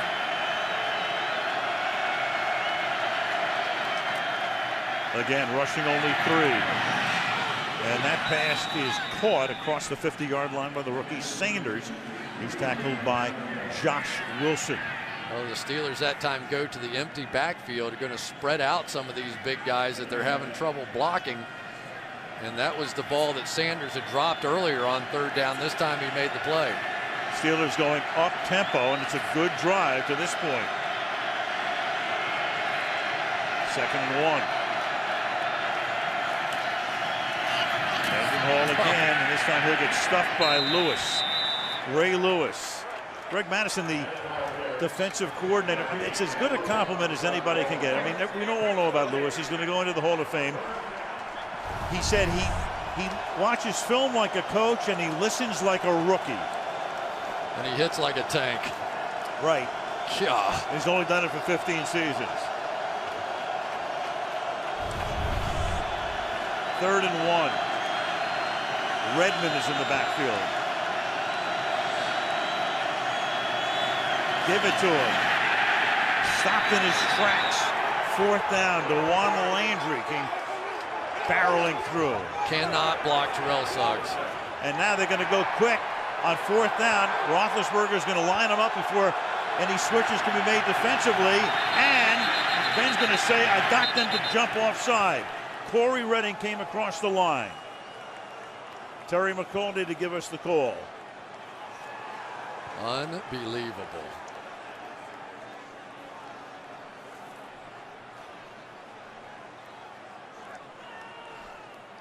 Who moved first, Adams or Redding? Neutral zone infraction, defense. 5-yard penalty, first down. Redding. Everything was a bit unsettled. I think that I couldn't tell, did the ball come out on that last play? It's almost like they were going to the hurry up to try and cover up something or catch them without being able to substitute. I'm not sure, but whatever it was, it worked big. It worked big time. 1st and 10 at the 40-yard line.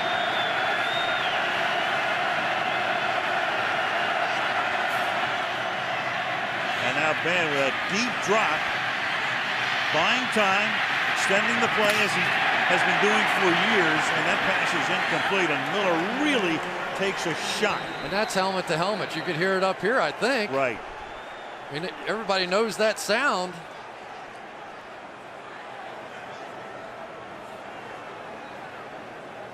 And you saw the Ravens waving immediately to the Pittsburgh bench to get help out there. Miller down.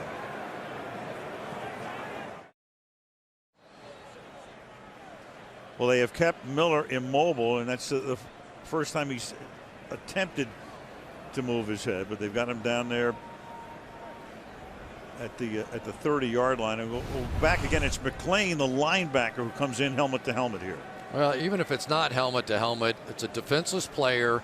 Shoulder pad, forearm, or helmet to the head is an automatic penalty. And to get, I didn't see a flag. If there is one, it's buried down there. Is unbelievable to me that was not called. That is by the very definition of what I've been told. Defenseless player, either the helmet, the shoulder pad, or the forearm to the head. That is a foul, and that's the second one tonight that has not been called on the Baltimore Ravens. And I'm sure the Steelers fans are going, what the heck?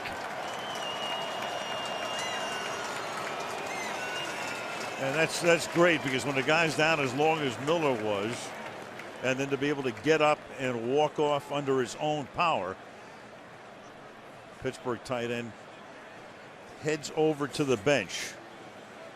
And again, you're right, Chris, but it's one of those things where the receiver starts to duck down. The guy's coming in, the defender. And you're gonna have situations like that. I mean, no matter what the rules are. Tell that to James Harrison and his $125,000 worth of fines. I'm with you on that. That's amazing that was not called. Matt Spaeth, another tight end, is inactive tonight. So they're down to David Johnson, and they line him up in the backfield and then send him into the slot on 2nd down and 10. And the pass is caught out of the flat by Antonio Brown. And they run Brown out at about the 29-yard line. And that's a 1st down, 11-yard gain. You know, Antonio Brown is basically getting his chance because he's a kick returner. And they thought that Emmanuel Sanders had kind of gotten a little weary of that role. And so they made the switch. And he's made a few plays for them. Roethlisberger right now 16 of 28 for 175 yards. This drive where they picked up the tempo. Sees Mendenhall go to the 26, and the 2 big plays on this drive were the 2 penalties against the Ravens defense. And for Mendenhall, that puts him up and over 1,000 yards this season.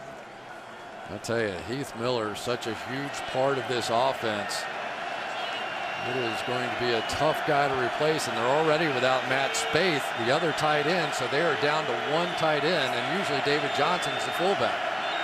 2nd and 7.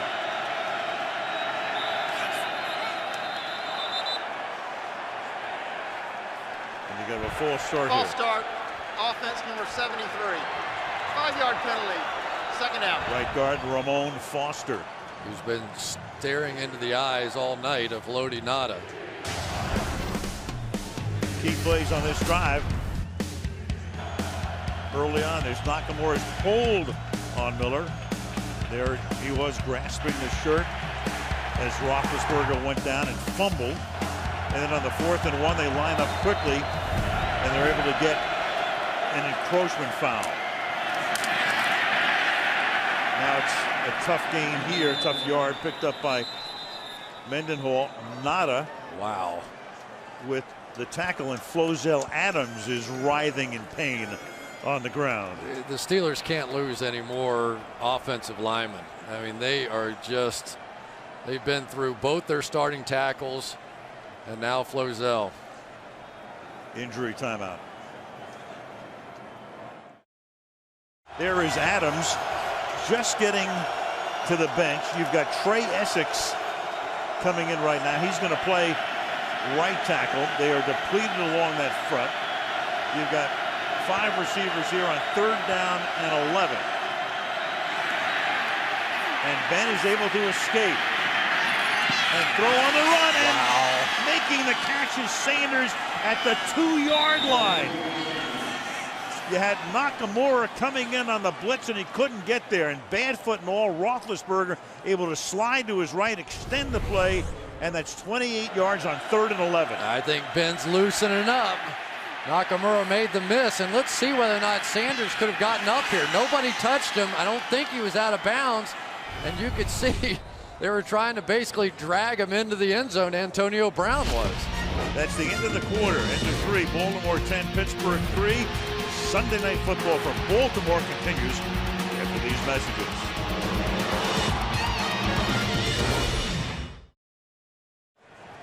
To the 4th we go. Al Michaels, Chris Collinsworth, Andrea Kramer.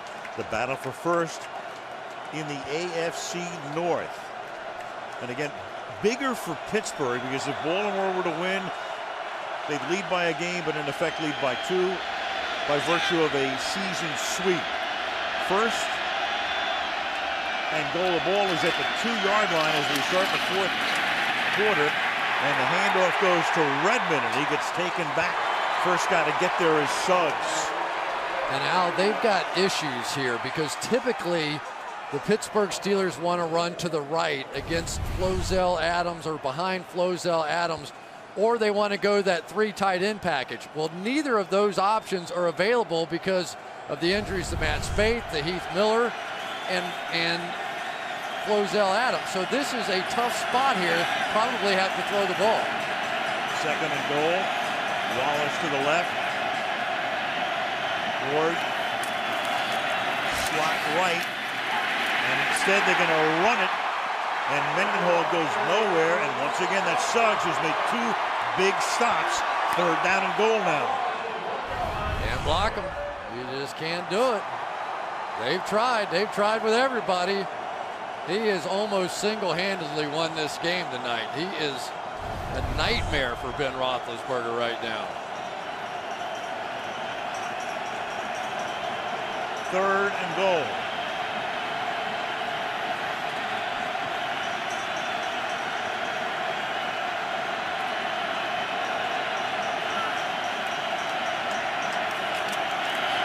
Quick flip.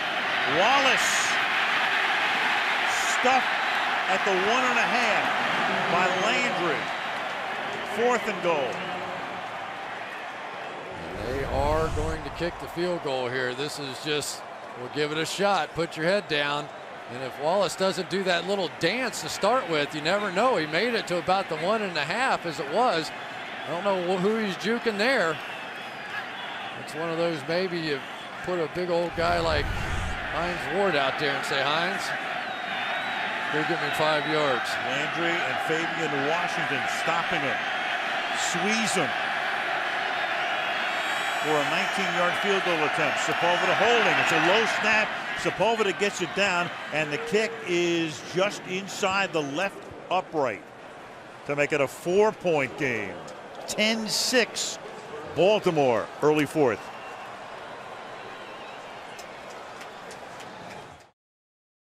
We want to clean up one thing as well. We went back and watched the replay, and Emmanuel Sanders was touched by Ed Reed when Reed was leaping over the top, so he did not have the opportunity to get up and try and run this thing in. And this is sort of what we expected this game, isn't it? Oh, yeah, and then you had the goal line stand there. That was one of those rare 9.5 minutes, 79-yard, 16-play drives, but they were held to a field goal. Flag is down at the 35-yard line, and for the moment you've got a touchback by Cundiff, and McCauley checking with his crew, but you're going to have an offside here, which is going to take the kickoff back to the 25-yard line. Offside, kicking team number 84. 5-yard penalty, free kick. The game again tonight of paramount importance in the division, in the conference. There they are at 8-3. And it's the 43rd game between teams tied for first place in the division, final 5 weeks of the season since the merger back in 1970. And the team that won the game won the division 37 times. So we're coming down toward the end of the season, and it would figure.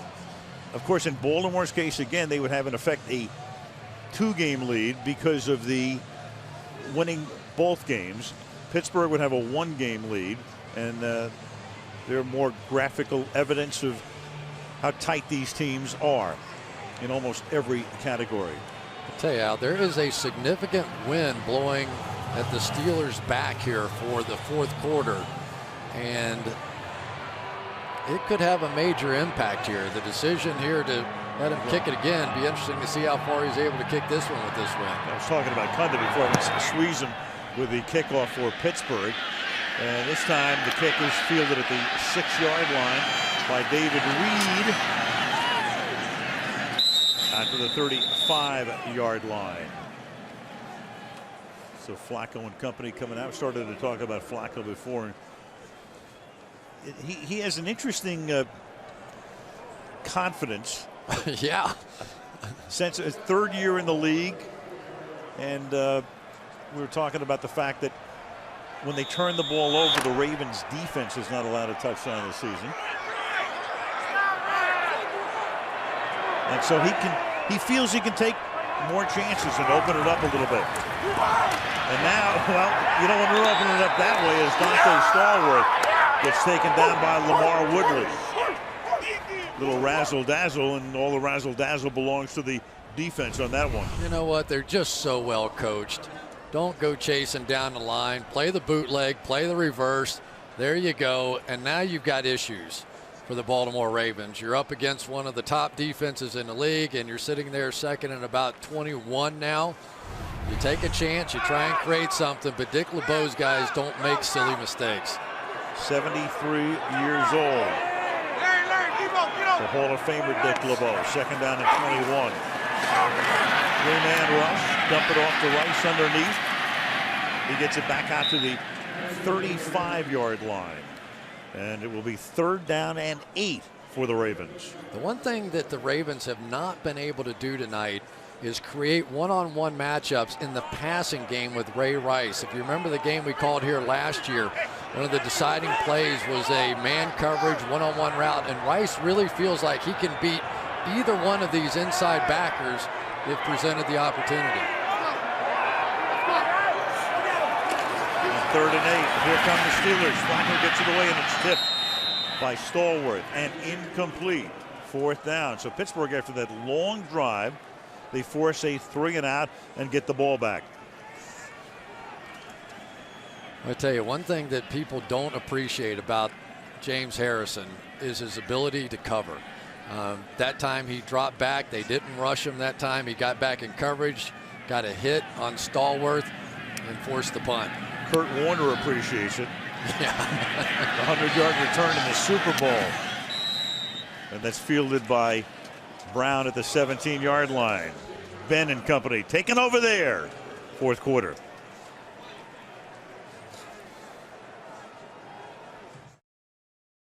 From the 16-yard line, Steelers down by 4. Begin this drive. On the ground is Mendenhall. Gain of 1. Some key injuries tonight. First play of the game, you had Todd Heap out with a hamstring. Heath Miller, he has a concussion, so he is done for the night. Flozell Adams, we saw him get hurt on the last series. Ankle, questionable. Roethlisberger had the nose on the first series, but been none the worse for wear. And the foot's been fine. I'll tell you, the one they better worry about now is the loss of Flozell Adams. 2nd down and 9.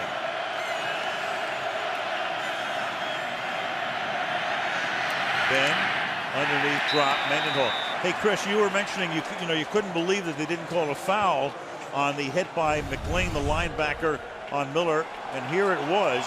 Carl Johnson, the head of officials, has told us within the last few minutes that there should have been a foul called on that play.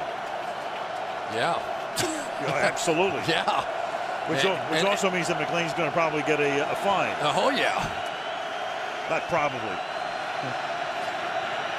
3rd and 9.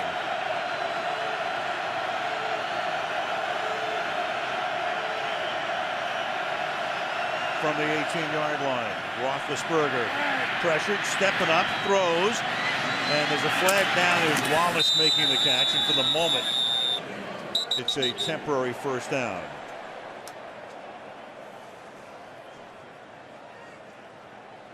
Illegal formation, offense, 6 men on the line of scrimmage, 5-yard penalty, 3rd down. And that's why it's only temporary.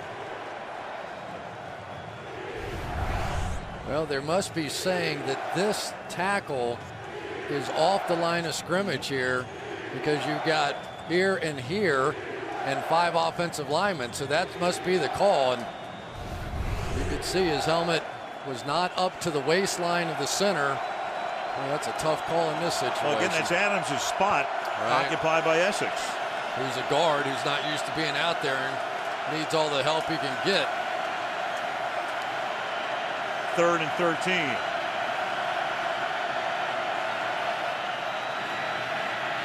Three-man rush, 8 covering, then extending, chased by Suggs, lost one, out of bounds. Good defensive series for the Ravens. Well, Marquise Pouncey is one of the premier young players in the game, but Haloti Ngata, for my money, is the best defensive tackle in the game. He just took Pouncey and drove him straight back. And on the back end, Ed Reed was sitting and waiting for the interception. Roethlisberger saw him and threw it out of bounds. There's the ball to the hurt. Here comes Sweezen, second punt, and he just does get it away. It's not a thing of beauty, but at least it gets it across the 50-yard line, and it scoots out of bounds at the Baltimore 48. 9:46 left in regulation. 10-6 Baltimore.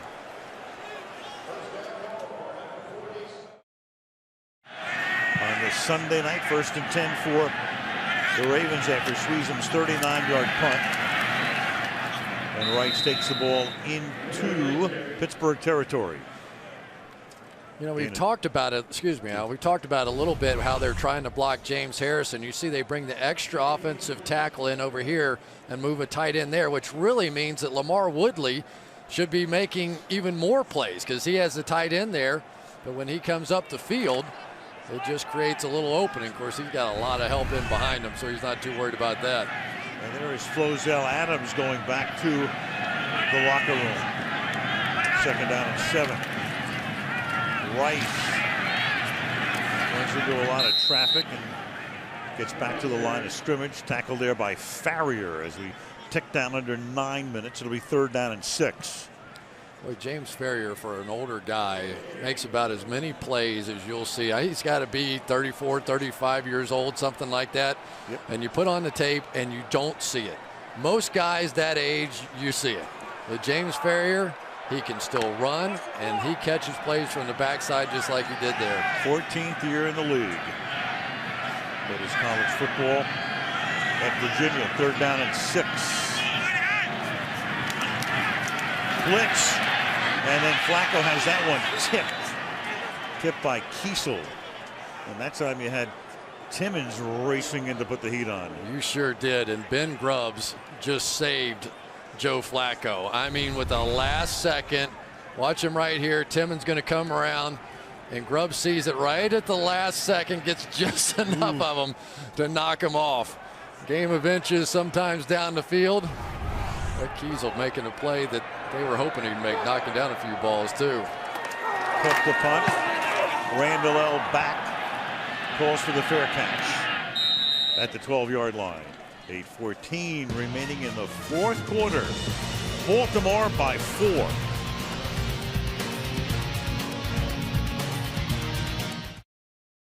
.8:14 to go. 4th quarter. Hines Ward has only caught one pass tonight and been targeted but twice. From the 13, they begin this drive with a pass to the right side. That's caught by Wallace. He gets tackled at the 20. Gain of 7. Well, Flozell Adams basically was rolled up on by Haloti Ngata, and it was one of those plays that he just beat Marquise Pouncey so cleanly that he was able to go back door and get the play, and it ended up costing him their starting tackle. 2nd and short from the 20-yard line. Rushing 4. Then able to pull it down again. Finds Wallace. Escapes. Out past the 40 to the 42-yard line. Broke away from a Josh Wilson tackle for a 1st down. Tell you, watch the way Mike Wallace accelerates after this catch. He sees a little opening, and then he does a little Usain Bolt thing here. Ben Roethlisberger, though, is starting to feel it. He's moving better. He's getting back to the pump fakes. He's playing like Ben, and he has usually been pretty darn good in the 4th quarter of games. Roethlisberger tonight, 20 out of 34 for 238.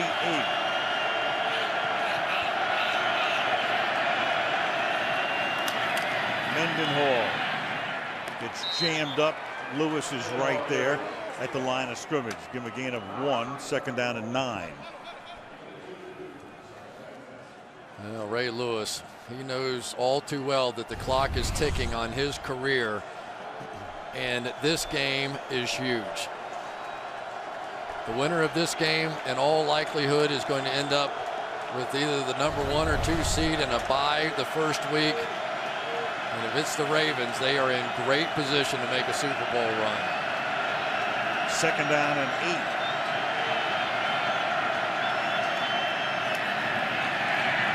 Roethlisberger feeling it, stepping up.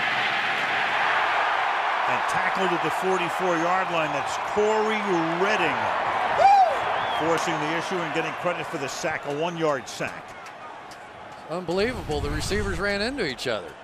You got Hines Ward going to come across the field, and he's going to run right into David Johnson, the tight end. They were trying to pick him off, and they ran into each other. And then Ben had nowhere to go with the ball. And Johnson in there in this circumstance because of the concussion sustained by Heath Miller. 3rd down and 10. Here come the Ravens. It's dumped off on the outside to David Johnson, and he gets taken down at the 50-yard line by Dewan Landry. It'll be 4th down and 4. Well, that was a little fire zone that the Ravens threw back at Dick LeBeau right there. That looked like a Pittsburgh Steelers blitz on that one. And I tell you, for this young man right here, he better catch this thing. Sean Sweezum has been bobbling these balls, and last time they got really close. Ed Reed making sure he's got 10 partners out there. He's going to let it bounce at the 11-yard line, and then he's going to pick it up at the 4-yard line and get taken down right there. And there's a flag down. So Sweezum with his 3rd punt of the night. But a marker. Terry McAuley has had a very active night. 9 penalties on Baltimore accepted, 6 against Pittsburgh tonight. Wow, that's big. That is big. Make the field goal kicker kick it again. Yes, sir. Flyer went out of bounds on the punt on the kicking team. 5-yard penalty. Replay 4th down. Very big. Gone out of bounds and stayed out of bounds and took advantage. You know, you can be forced out if you're Keenan Lewis, but you can't do that and just run down the boundary. And that is monstrous. They had them pinned back inside the 4-yard line. Wow. So Sweezum kicking, Sepulveda with a right leg injury. Chris talking about Sweezum having trouble accepting the snap, and he's going to have to accept another one right here.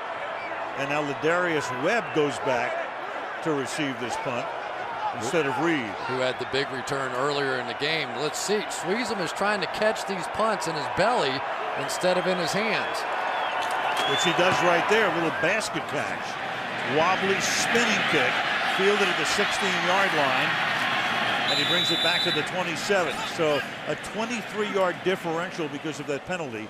Instead of the 4-yard line, they started the 27-yard line with 4:43. Roethlisberger, the bloody nose, which looked like it was broken on the first series, but he hasn't missed a beat.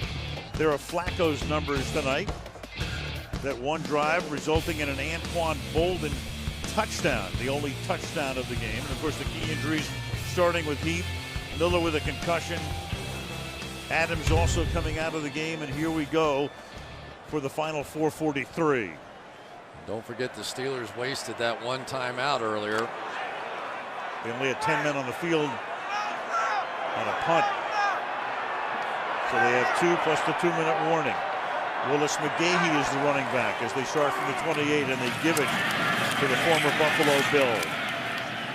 And he gets stacked up at the 29-yard line.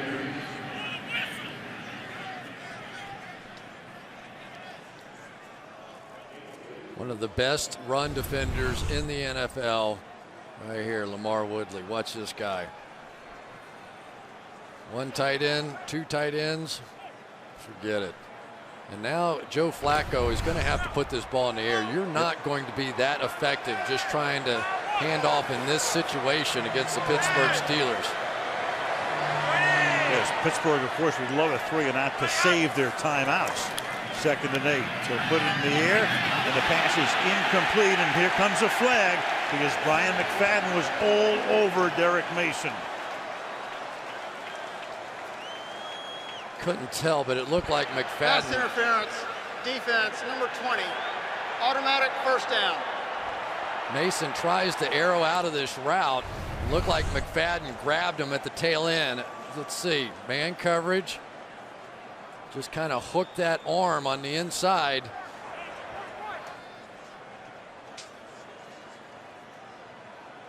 Boy, if he didn't grab him, that's good coverage that got called. Tough night for Bryant McFadden. The first down up at the 38-yard line. Rice is back in. And now Flacco's going to take a timeout with the play clock winding down. Heath Miller, who sustained a concussion earlier in the second half, going back to the Pittsburgh locker room. And with Spaeth down tonight again, Pittsburgh down to one tight end, down to Johnson, minus guys along the front. Been a rough night. Rice up to the 43-yard line. Interesting there, Al, that they went nickel on 1st and 10, basically daring the Baltimore Ravens to run the football. They came out, they took defensive linemen out of the game and said, we're going to stop you with our nickel. Go ahead and run the ball, and they did and picked up 5.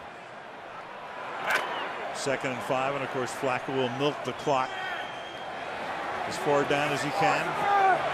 3:25 and ticking down in the 4th.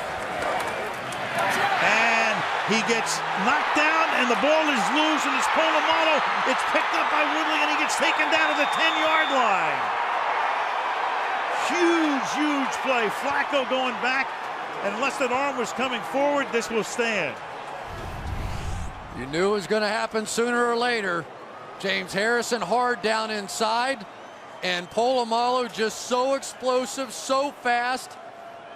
I don't know, Al, I didn't see it. I thought the ball was out. No question. Yeah, no question about that. You never know until you see the replay on a play like that. But the arm is not coming forward. Polamalu with the play of the game, and the ball is now inside the 10-yard line, so it's going to be 1st down and goal. Remember, injuries to the tight ends, injuries to the starting tackle, Flozell Adams. Probably 4 passes here. Mendenhall goes in motion to the outside. Ben. Oh my goodness. And Ben with that sidearm pass because Suggs was all over him. That is one of the great plays I have seen in a long time. Suggs is going after the ball. He's going for the strip instead of the sack here, trying to knock it out, grabbing everything he can, trying to get the ball. Roethlisberger escapes, flips it out of there, and saves himself about 7 yards on the play. What a play by Roethlisberger. Also grabbed underneath the helmet, a shot to the head, all those things. What a play. And Ben able to get out of the pocket so he could throw it away. Wow. 2nd down and goal. And now a timeout is taken. Second charge timeout, Baltimore. By the Ravens. 30-second timeout. You can say anything you want about Ben Roethlisberger. That guy has sucked it up tonight. He has. And played with all the heart you could ever want. And not much help. They have not been able to block Terrell Suggs all night. This is unbelievable. It's as good a play as you'll see. With the uniform still blood-stained from the bloody nose incurred on the first series of the game, with a shoe that's 1.5 sizes larger than it would normally be because it was built up to protect the foot. Clearly took a shot before the game, and there are the numbers, and especially in the second half. The old Ben. Suggs is to Ben's left side again. 2nd down and goal. And Roethlisberger, that pump fake, and then throws too high. Ward in the back of the end zone. No chance, though. 3rd down and goal with a tick under 3 minutes to play. Well, now's when you begin to look to the back of the end zone. And this is when typically a Heath Miller in the back of the end zone would be your top option. He's not there. But if somebody can get to the back line, let Ben scramble a little bit. We've seen him score a bunch of touchdowns to that guy right there, Hines Ward, in the past.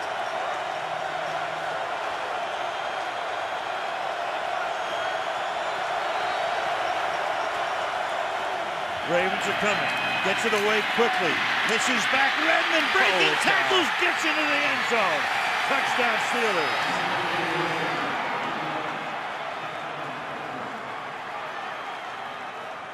Isaac Redmond. The backup back. Not even the third down back. That's when they use Mewelde Moore. Al, let me tell you how good a play that is. Isaac Redmond was in a position he had to make a hot read. They came with the blitz.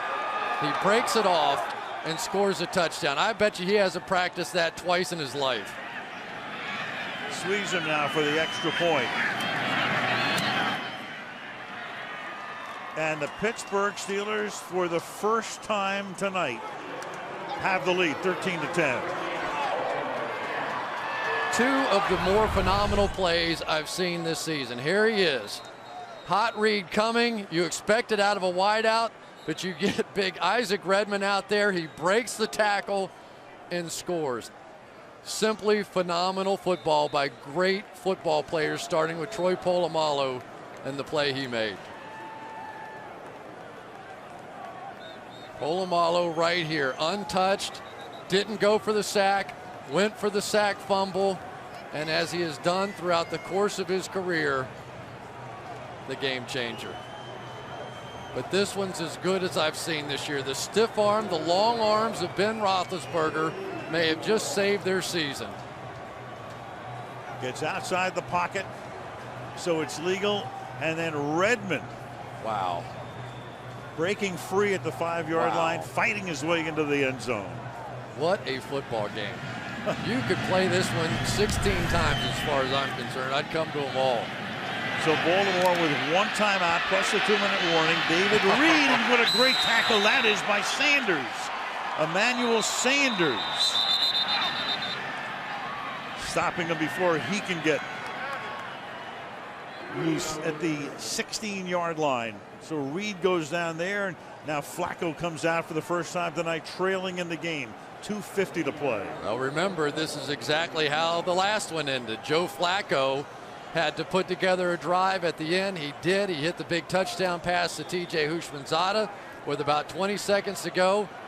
And here you go, Joe. You want to make a name for yourself. Beat the Steelers twice late in the fourth quarter in the same year. That was a 40-yard drive in Pittsburgh on the first Sunday of October.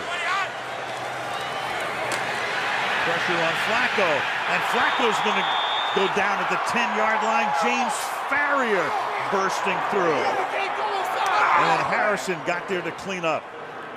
That time Ray Rice missed. Here's Farrior. Ray Rice is going to miss right here, and it's a big miss. Farrier's had 3 sacks, I want to say, in the last 4 games. They're bringing pressure outside. Got there, now they bring pressure inside. Get there. It's what makes Pittsburgh so dangerous. They can blitz any one of the 4 linebackers anytime. Second down and 18 from the 10-yard line.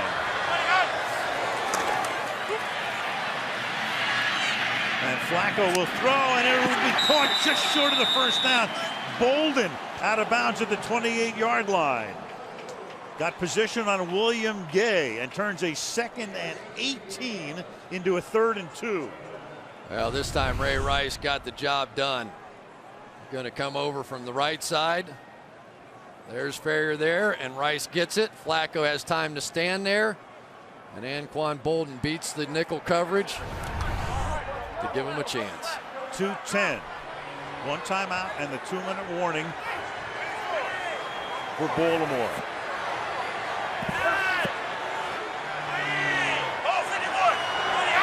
Play clock down to 0. Flacco underneath, and it's dropped at the 29-yard line by Houshmandzadeh. So 5 seconds shy of the 2-minute warning. It is 4th down. What a job that time by James Farrior. What a battle with Ray Rice he's got going on. They had Ray Rice scattered out of the backfield, meaning no protection issues whatsoever, and it was Farrior who recognized it and ran with him. Here they're trying to get him on a wheel right down the sideline. It looks like he's going to be open, but Farrior smells it out and runs right underneath the route to make the play. And they have to go for it in this situation. 4th and 2 with 1 timeout from the 26-yard line. Four-man rush. Pass caught. Bolden, 34-yard line. First down, and that takes us to the 2-minute warning. What a battle. Wow. And you knew it was coming. 13-10 Pittsburgh.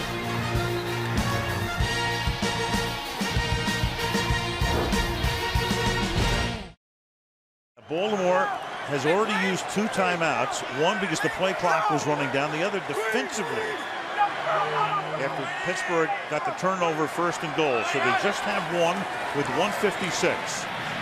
Flacco stepping up, throwing into traffic, and that's caught. And what a series for Bolden. That's the reason you pick up a guy like that from the Arizona Cardinals. Polamalu and Clark with a coverage 19-yard gain. Great pocket presence by Joe Flacco. Stepped up right between the blitz and made a brilliant throw. A minute and a half. Flacco stepping up again. Slings that one out of bounds. Mason looks for a flag, and there it comes. And again, they worked on McFadden. Pass interference, defense number 20. Automatic first down. Not even sure why he did it, but McFadden on the tail end of this, I guess he just doesn't see the ball, just going to push Derek Mason out of bounds.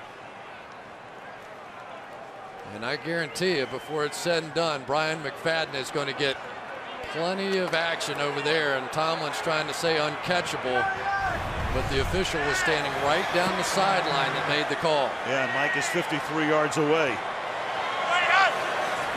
from the 39-yard line.